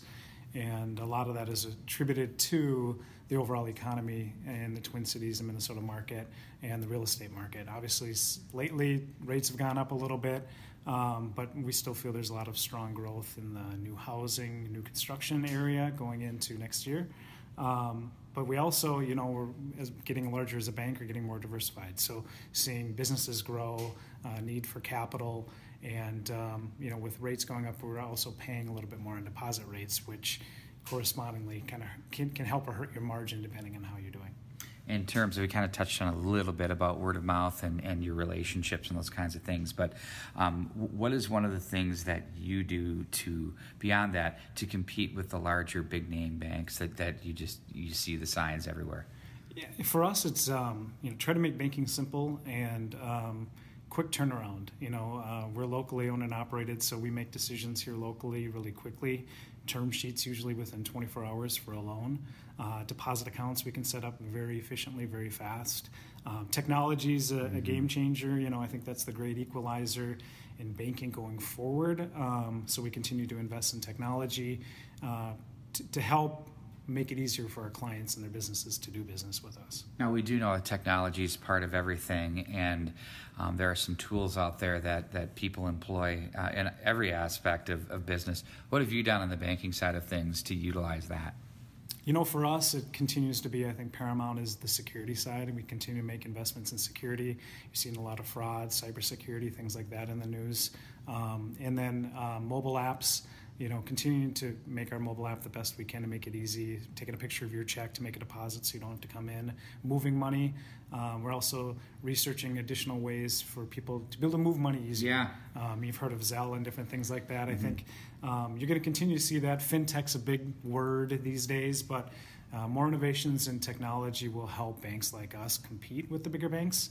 Because if you can combine the relationship plus the technology, that's really tough to beat, I think.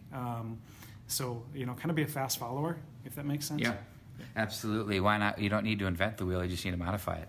Exactly. And that's, banks of our size, I think that's kind of the golden rule going forward is make sure you have the products and services, but combine that with the true relationship banking model.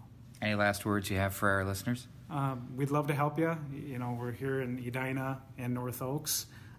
If you're looking for a locally owned, operated bank, we'd love to take the time to meet for coffee and see how we can help you. I second that motion. Make the call. That's Scott Boyning. He's the market president from Tradition Capital Bank. And once again, they're a member FDIC and equal housing lender.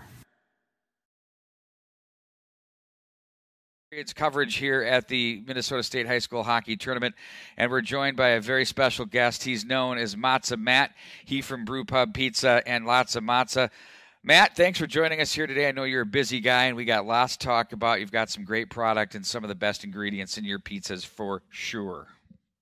Hey, thanks, Pete. Thanks for having me. Yeah, absolutely. Brew Pub Lots of Matza Pizzas. Really, the ingredients for a great time, whether you're listening to a hockey game or whether you're enjoying the game and you want a treat afterwards, Brew Pub Lots of Matzas are the way to go. Made with the finest ingredients, Pete. We've got the finest quality meat and veggie ingredients. We've got, of course, a couple of different varieties, too, that folks love, like the Mac Attack, which is a macaroni and cheese pizza.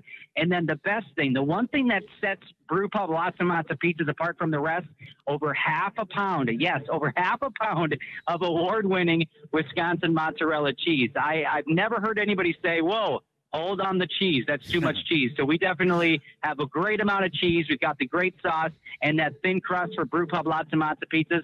It's the best around. So seriously, whenever you buy a pizza from the grocery store, there's never enough cheese. But I have always known when I buy one of those, the Brew Pub Lots of Matza, I'm more than pleased, more than happy, and it is perfect. You're right, the crust totally grooves. And here's the best part is between periods, what we do know is people like to get up. They like to move around. Now is the time. The oven's already heated up. Throw it in there. And it doesn't take that long to have these things out and ready because you're not baking a loaf of bread.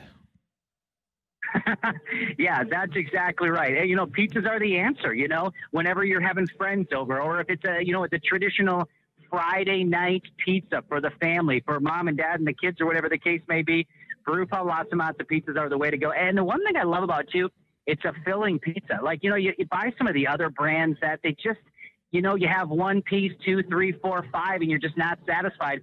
with the Brew Pub Lots of Matzo, man, with those ingredients, with that cheese, you have a couple of pieces, and boom, you are taken care of. It's a very hearty and just a great pizza. Except no substitutes. The others are basically an appetizer. This is the meal. So let's talk about some of the things, some of the things that you guys do. You've got some really cool things coming up, and especially supporting law enforcement. Matt, can you tell us a little bit about what's going on with that?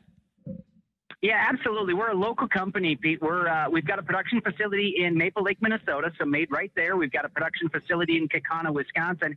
And one thing about Bernatello's Foods, Bernatello's is the company that owns the Brew Pub Lots of Matzo, and we've got other brands as well. But we really support our veterans. We really support our law enforcement. We feel that it's very important to give back to those who serve us on a regular basis, an everyday basis. And so coming up here in May during National Law Enforcement Week, we're actually going to be tag teaming with a couple of different police departments, like one down in Sioux City. We're going to tag team with the Sioux City Police Department, the Edina Police Department, and then we're going to also tag team with Wausau PD over in Wisconsin. And we're going to host an event called Pizza with Police. The public is invited to come out, purchase a slice of pizza and a soda, and then we're going to donate that money back to a nonprofit organization. For example, in Minnesota, it's going to go back to Minnesota Law Enforcement Memorial Association, and they help pay for the funerals of men and women who have lost their lives in the line of duty. So a phenomenal organization, and we love giving back to veterans as well. So again, just a couple of groups of people that we really love to take care of. That is absolutely incredible and great stuff by your organization. And how can anybody that's listening to this support and be a part of that? Yeah, absolutely. Well, you can first of all go to your local grocery store and pick up a Brew Pub Lots of Matzo pizza all over the Twin Cities area, actually all over the upper Midwest, extend down to Kansas City, North Dakota, South Dakota, etc. So check us out online too. You can go to bernatellos.com or brewpubpizza.com. And first of all, get yourself a delicious pizza, and then check out our webpage and find out when we're going to be at an event near you. We do a lot of country music festivals during the summer. We're going to be involved in a number of different things in Minnesota. So we're really excited to continue to get out there, shake hands, and let people experience a Brew Pub Lots of Matzo pizza. Fire that webpage. Yep, it's brewpubpizza.com. So you can go to brewpubpizza.com, and then you'll be able to follow us there. And, of course, on Facebook, too, at Brewpub Pizza. And then finally, those of you that are part of youth programs know that the Brewpub Lots of Matzo, Bernatello's, obviously the parent company, provides a great fundraising opportunity. And a lot of our listeners are parents that are on boards or coaches or leaders of youth organizations. Tell us how they can make money selling your pizzas for their organizations. Yeah, this is so exciting. Everybody, families have a great opportunity to raise some funds for their youth teams, for their youth organizations, and it's so simple. So we, Brew Pub Lots of Matzo, we tag team with a local grocery store.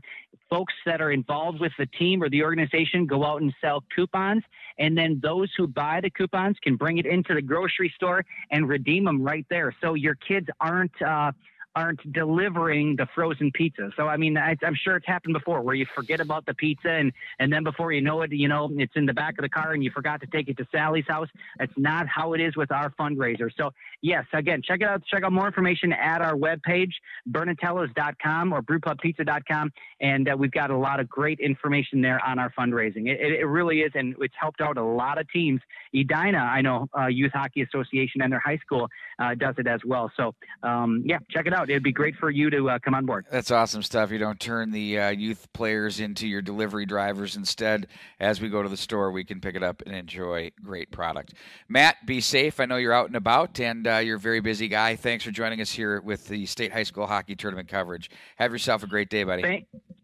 Thank you so much, Pete. Appreciate the time. We'll be back with more high school hockey coming up right after this.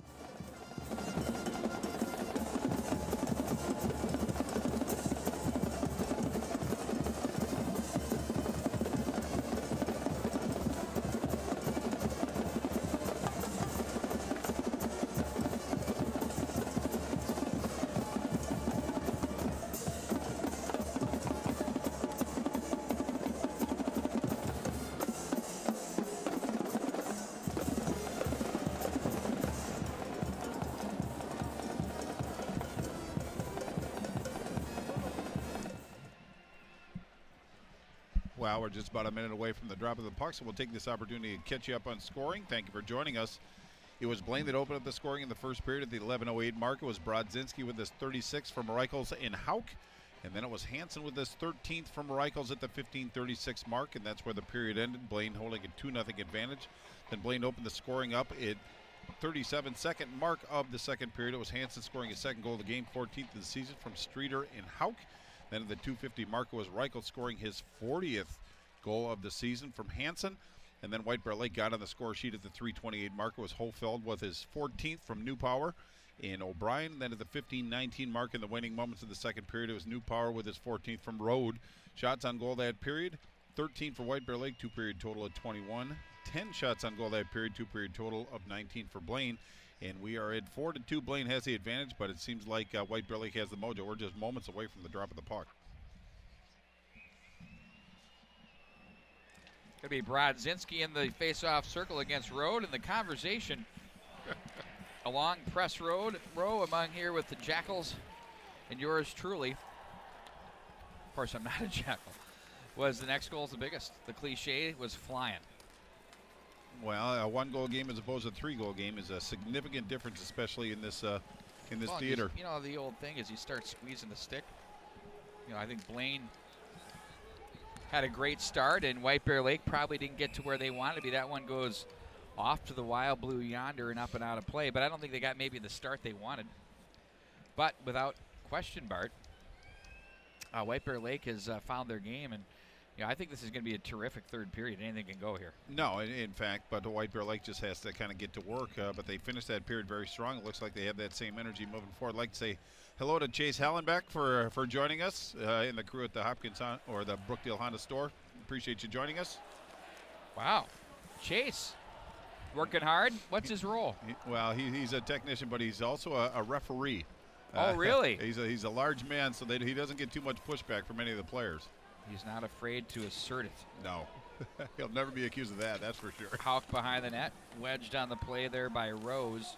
Now some help for the Bears defensively with Bill, and it's going to be handled behind the net. Hillman across center, angles across the line, 2-on-3, ramps up and out of play. And will face it off inside the White Bear Lake zone with 15:52 to go in the period. Really nice play by the defenseman, Joey Fratellone, the sophomore defenseman for the Bears. Just got a busy stick on that one, but it was again, Hillman, who's been known to kind of dangle. He opted to take that shot, a nice busy stick. Now face off to the right of Foss for the Bears. Or the other right, the left side. Or if you're Dave Wright, known as Lefty. You're right. Absolutely. Matt Harrington all grins off of that one. He's crafting up a gamer. How's the game thing coming? You going down to the press room to get the quotes, or what are you going to do? Maybe he will. Back at center ice, it's going to be Brzezinski with it. To the right wing. At center ice. And it's going to be the Bears again. They'll control back in behind their net. Off the boards it goes. Good forecheck here by the Bears as they're forcing the defenseman deep off the end boards. They maintain possession, finally work it to the left wing and get it out of the zone. This was the type of thing that the Bengals were doing in period number one, but there's a turnover at center. Back the other way, it's Johnson. Ooh, he had his man in front. That was Hofeld as he had an opportunity. It's going to be picked up by Rickles as he turns this one up ice. Loses the handle, albeit momentarily. He's just a junior. He's a free agent in the college scene. I don't know what else you need to see there. We hear all this garbage about, I shouldn't say garbage, but I guess I just did. This stuff about, he's not big enough. He's not. You know what? If they said that about Casey Middlestad, he'd never be collecting a paycheck today. The biggest question should be, can it play? Yes. Right on. What do you think, Bart? Can Rickles play? Yeah, I think so. So what is there? What are you waiting for? I don't know. It's kind of the Malmquist factor as well. That's blown you away, hasn't it? It kind of does. He's second on the team with two Mr. Hockey finalists surrounding him in points. He can skate. He can play. We'll see what happens there. But, I mean, he's a smart kid. You know, his brother went to Notre Dame, so there's those factors, too. Well, we have 14:06 left in regulation time. Score still holds at 4-2, but White Bear Lake has got some pretty good offensive zone time. Daniger lost his stick, kind of an owly moment for him, but nice zone clear by by the Bengals to really limit what could have been a trying moment for him. But now face off to the right of Evan Foss, senior goaltender for White Bear Lake. I got it right. It was on the right side. Rister from long range by Hauk. Right into the midsection of Foss again as he's going to hang on. Boy, I really love this. I really love this senior defenseman, Nick Hauk. He's been on the score sheet a couple times tonight, but he's very good at the first pass, getting the puck out of the zone, but he's also good at containing the zone and getting the shots to the net, which is a nice skill to have. There, another shot off the faceoff rebound. Ooh, another save by Foss as it comes away back on the stick of the Bears as they'll work the neutral zone. They'll send this one in deep, back in behind the net. Hauk is checked. He's going to play it to the left wing side. Down they go with Millard. He's going to lay it up to the line. Ooh, they missed the line there on the feed from Meister as they're going to have to regroup and send it right back in around and hard.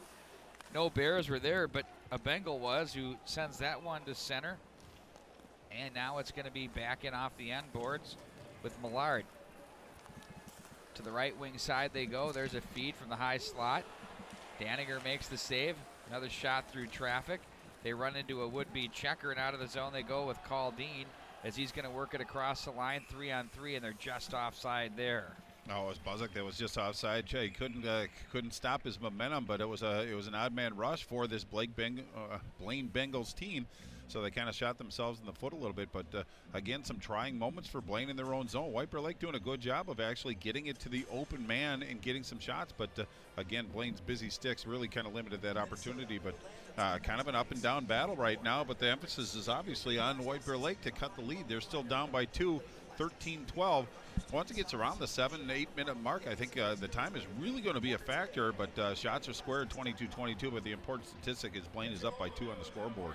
Well, you know, when you're trailing, you can't get desperate.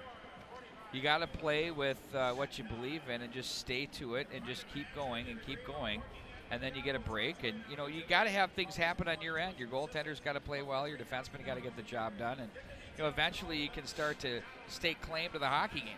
Well, and I think an important factor, too, is, you know, you want to be that guy. You can't try to do too much. Just do your job and do it the best that you can. But once you start trying to do too much, you really compromise your line mates and really what the team goal is. So play within yourself, give everything that you have, but just be smart and be intelligent from this point forward. But Foss has done a nice job of keeping his team within 2 shots. He's made a couple challenging saves. But Daniger's not an easy goaltender to beat, so you have to get volume on there. You have to get in the scoring areas. If you see a shot, take the shot, and then try to funnel everything to the net. But it's going to be an exciting 13-12. But I think if you see something, say something. Right on. Okay. Sorry. A little life lesson as well. But face-off is going to be outside the Bears zone. Sparked it. Trigger. But possession going to be very key for the final parts of this in regulation time. So White Bear Lake's got to win these face-offs and get possession and move the puck up the ice. Win by on the face-off there by the Bears as they're going to play this one back in behind. And today's coverage is presented by Optimal Goalie, RJM Construction, Tradition Companies, Sportsman's Guide, and of course, don't forget about Brew Pub Pizza and lots of matzah. To the left wing, it's going to be Reichels across center. Stick handles, tries to work it through a pair of skates, can't. And now they'll guide this one ahead to the Bears, back across the line, down low. Nice play on a goal. Oh, and he nearly found the far side road, went from the left side of the cage all the way over to the far post and nearly tucked it home as he got Daniger moving. And I thought Streeter for the Bengals might have got a tripping penalty, so they got away with one. Keep in mind, that was 4 straight scored by the Bengals. And then the Bears have kind of found a way. A good start to the period, though, for the Blaine Bengals as they've come back after this one a little bit. Well, both teams. Actually, both teams have showed up to play this third period the way that their coaches hoped. It's a good hockey game. Yes, sir. Back to the corner it goes. Nice check thrown there by Brazinski. And now across center ice, it's going to be Brodzinski with the D. He'll carry this one wide of the mark with a shot. Try to go short side snipe, but couldn't get it. And the big carom is going to be gathered in by Johnson of the White Bear Lake Bears as he gets away from one man, angles through center. He's going to try his luck on another, and Ryman gets it, but he goes down in the play as the puck's gathered in by Buzik. Usually you can get around 1 maybe at this league, but getting around 2 You got to better have a lot of confidence in those stick skills. Wow, especially when the puck they're was gonna fighting stop him a little bit too. Rolling up, absolutely. Now it's the Bengals to regroup. Ryman plays this one back to the left side as Brzezinski plays that back in behind. Gets away from Foss as it's going to be Anderson that tries to make the play. They find an opening to the Bengals and play it all the way to the left side. Shot to the slot. Back door. Oh, and pass and the opportunity for Busick misses the mark. Back up to the line now. It's Schaffer as he plays that one off a pair of shins. Gathered up by the quick feet of Klein as he's going to race up the left wing side with 11:02 to go.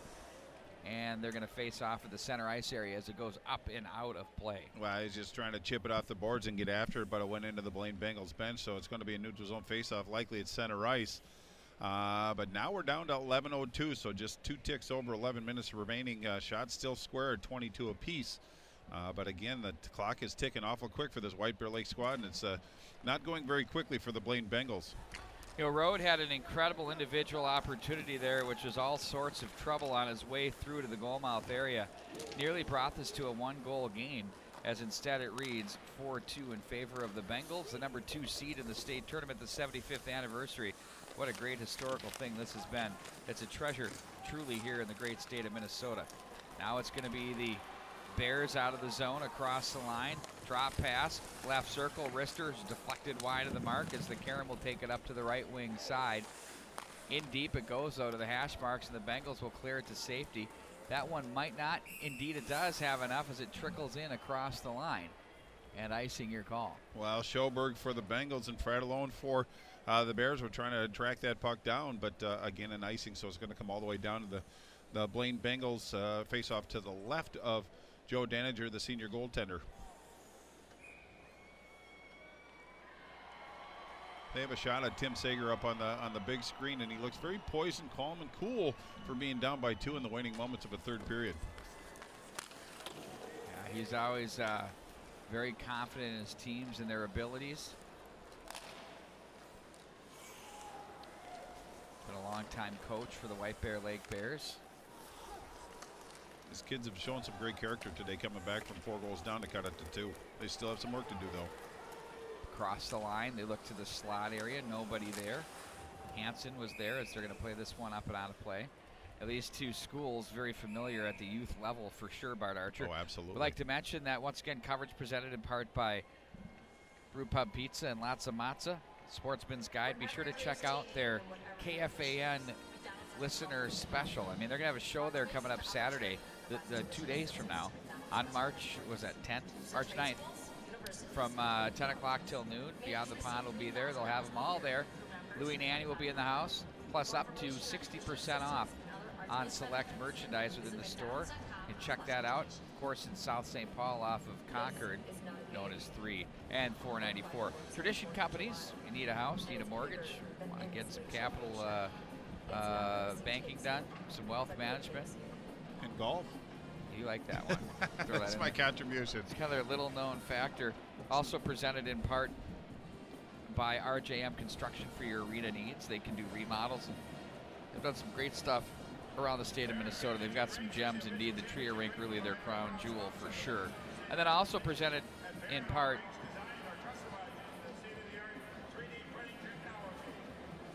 by Bart Archer. Who? Sorry, I got distracted. I want to see if you have the test who this is presented in part by. I don't know. Optimal goalie, Larry Grace, your Larry. buddy. I mean, I you're the thought you one that already brought it covered to me. I thought you covered that one already. No. We said it just say going Indeed, down the P. wire. Wagner. I just wanted to see where you were. Indeed, P. Wagner. Yeah, it was great.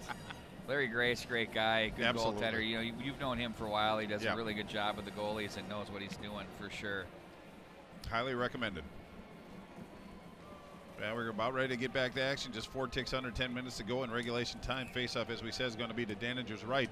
Very important face-offs from this point forward for both teams. Blaine wins, but White Bear with possession. Blaine chips it out. Back in behind the net it goes as it's going to be gloved down. Bradzinski. A lot of energy on the forecheck for Blaine right now. Yeah, Bart, he's been held to 1 point so far, correct, Yeah, indeed he has. Brodzinski? I mean, Indeed he has. Opening goal. I think if you want to beat this team, that's what you got to do, is keep the presumed Mr. Hockey winner off the scoreboard. One stat that comes to mind is nobody's been able to do that so far this season in 27 games. Hold them to 1 point, you're saying? He's off the board. He has not been scoreless in any game so far he's played this season, which I think is an unbelievably impressive number. But it was Daniger that corralled that one up in his glove. Pretty good effort by White Bear Lake. Kind of an innocent opportunity, but you know, any shot on goal is a good shot at this point. But face-off now to Daniger's left. A lot of face-offs in the Blaine zone so far this third period, and White Bear Lake's had some success. We have a score from Mariucci Arena earlier today. It was North Branch winning by a score of 5-2 against Minnesota River in the battle of the first-timers, as North Branch will be playing for the consolation final. In on goal, Hillman drives the net. Nice save. Foss sprawling. Looked like Gumby. The puck rolls back into the corner. And now it's going to be out of the zone with O'Brien to the right wing. He's jumped on the play as he plays it to center. Cut off by Hauk. Wide of the mark of Foss in the White Bear goal. The Karam to the right wing side. Hillman throws it in the corner, spins around a guy, and maintains possession as he protects the puck. Up to the line for Hauk. His wristers redirected. Nice job by the oncoming Ryman to try to find the 5-hole there, but instead it's Foss rather to make the save. Wide of the mark. Schaffer is there from the point. Down to Hillman. Ooh, he's hit. That could have been a from behind. That could have been a board or a cross check, but they let it go. Off the end boards it goes. Bears in possession as they play to center ice. And the Bengals will take over at their own line. Busick plays that one. That's going to be gathered in by Schoberg. Schoberg up the line, sidesteps 2 checkers, and back into the corner it goes. Schoberg gets away from the oncoming hit. Prevails in front. Oh, sprawling is Foss. He gets the stick down. Makes the save. Oh, that is absolute willing the puck out of the net. The goaltender down to his left. Reaches the paddle down, knocks it out, then he spins around, throws his pads down. You don't teach that stuff. You know, you see these goaltenders that are so mechanical. That's not mechanical, Bart. Yeah, indeed it's not, but it was Cam Schoberg that actually gained the zone, as you said, and managed his way through 2 would-be defenders at the blue line, got the puck deep, and won the battle, used his body to protect the puck, got it back out front, but then it was Foss putting on his stick. I think he just dropped it, actually, but Foss being very athletic and just putting his body in front as best he can. Good support by the Bears down low, but trying moment for the Bears, but they survived. Scheib had a great chance on the doorstep. The stick left the hand and was enough to stop the puck from rolling in across the line. He scrambles back to his knees and gets to the post and makes the pad save, keeping them, the pillows, if you will, down on the ice. That might give the Bears some energy. Now Schoberg with it across the line. That's gathered in by Klein as he looks ahead to the right wing side. Handled now by Caldine. Off the boards to center. Chipped at and chopped at by the Bears as they play this one in, back in behind the net. Streeter is there from the corner, left side of Daniger. He's going to be hounded on the play by Newpower. He gets away from him. Over comes some help from Rode, and it's sent back into the White Bear zone. 6:53 to go. Still plenty of time for the Bears to get something done, but they better get moving on the same token. Turned away from traffic. It's Klein. They'll bump this off the end boards. Klein again. Left wing off the skate, cut off by Brodzinski to the slot area. Now it's muscled away there by the Bears, and then muscled away by the Bengals, and then by the Bears, set back in behind the net. Offensive zone for the White Bear Lake Bears, up high to the slot. Holfeld bidding for goal number 2, chases it from the left corner, sends this one toward the goal mouth area. They're off the side of the net. Now it's picked up by the defense, and Streeter chips the glass to center for the Bengals, and then the Bears bring that one right back in offside with 6:12 to go in the third. Well, the Bears obviously know the situation at hand. Time is of the essence. They were sending everybody on the puck as it stands, and Blaine did a nice job of just chipping the puck out of the zone. White Bear tried to do a re-entry, but couldn't get out of the zone quick enough, so face-off is outside the zone. But White Bear Lake obviously knows the situation, and they're pulling out all the stops, giving themselves a chance to win.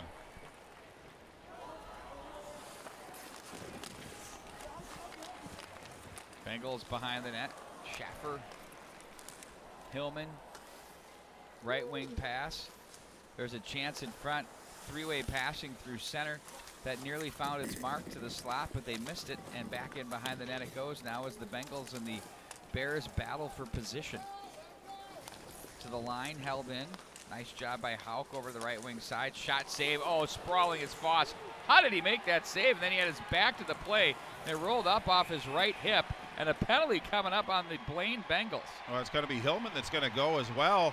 And curious to see what the call is going to be, but he deposited a White Bear Lake Bear down along the end wall. But it's going to be a cross-checking penalty, a stick penalty with 5:34 to go. They do have a little bit of a buffer with the 2-goal advantage, but what a great opportunity it is for this White Bear Lake team.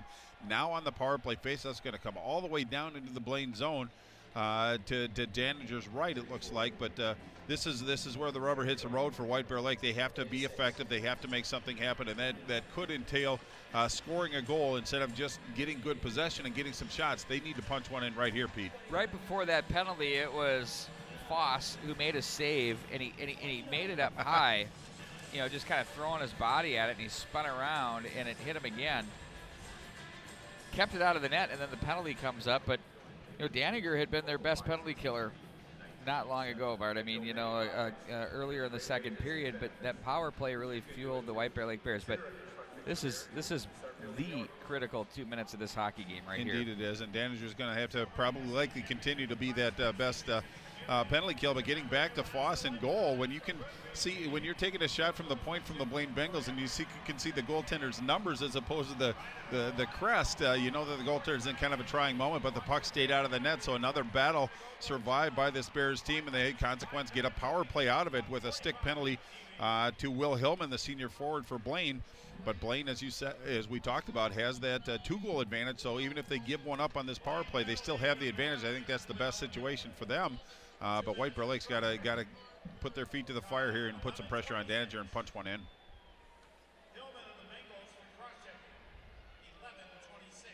Penalty at 11:26 of the third period. See that Matt Harrington tweeted out our next game, which should have started, at least according to the schedule, 12 minutes ago. Right. There is no such thing. It's a bit of a soft schedule. Well, it's a 2 o'clock start. Right. Let's just go there. They might as well just do it. Make it 11 and 2. Right. And 6 and 10, like the news. Kidding. That'd be 6 and 9.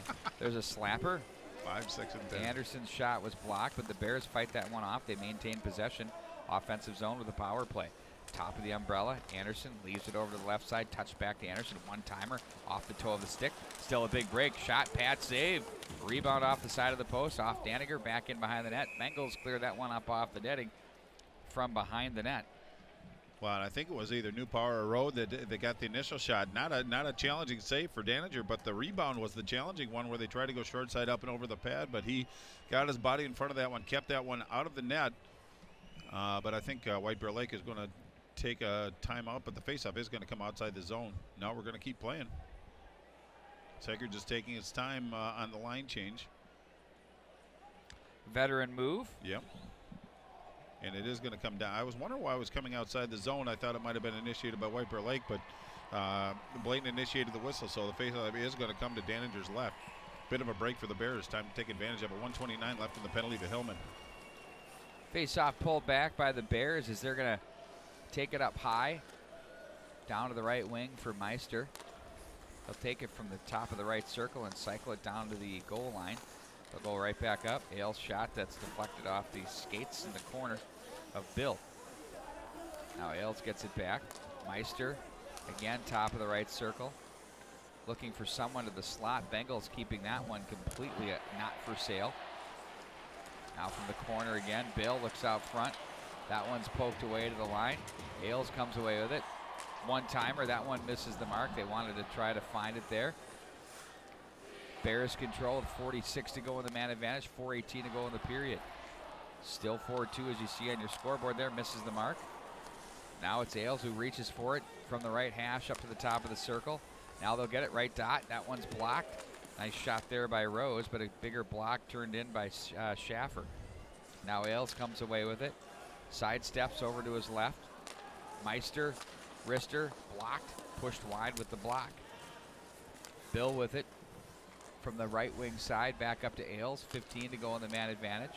Now Bill gets it back down to the right corner. Meister shot, wanted the high glove side, the big carom to center, and that's going to do it pretty much for the power play as there's 5 to go.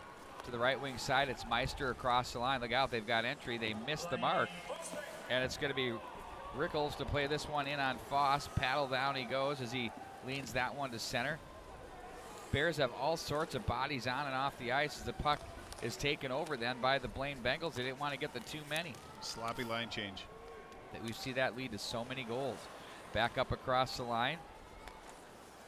And now it's going to be controlled by the Bengals to the right point with 3:08 to go. That's blocked. On that play, it was New Power for the Bears. It's going to be fought off by Rode from the left side. Guides it back in behind to the corner. They'll bump this off the boards to center. On the stick now of New Power. He waits for his man, Holfeld, as he walks it on goal. Daniger makes the save, lost sight of the puck as it's out of the left wing side by the Bengals. They tried to play that one ahead for Busick. Instead, it's sent right back in behind the net. Foss will set up with 2:37 down by 2. I'm sure they're going to want to get a breakout here and get the goaltender off. They got some work to do. The Bears we're speaking of, that one's deflected in. Watching for Foss with 2:26 to go. From the left side, held in by the Bears, poked off the stick of New Power, and played in front of the Blaine bench. The Bengals have held this thing off here in this period quite impressively. Off the skate, back it across the line, muscled down into the corner. Chase Bill with it. He's checked on the play now, 2:03 to go as Foss stays in the net. Bears once again to the left point. Rister in on goal as that's Daniger the save. Looking to coach Tim Sager. Looks up to the clock, and I'm sure he'll put the tee up here. Yeah, it'd be a real good time for a timeout. If it's not now, it will be coming soon, but you're right. Goaltender Evan Foss still in the goal. Offense's own faceoff. Looks like White Bear Lake their feet are getting a little bit heavy, at least in that last sequence. They weren't moving with quickness. They were pushing the puck ahead, but it just seems like they're lacking a little energy at this time. But dump and chase is not the rule of thumb when you're down by 2 with under 2 minutes to go. The Bengals are locking it down, though, Bart Archer, and doing what they need to pick up the win. Back in behind the net with 1:40 to go in the period. That lead remains at 4-2 in favor. There's a chance almost 5-2, but that one hit the glass and missed the mark. That was the guy you don't want to have it. All alone, too.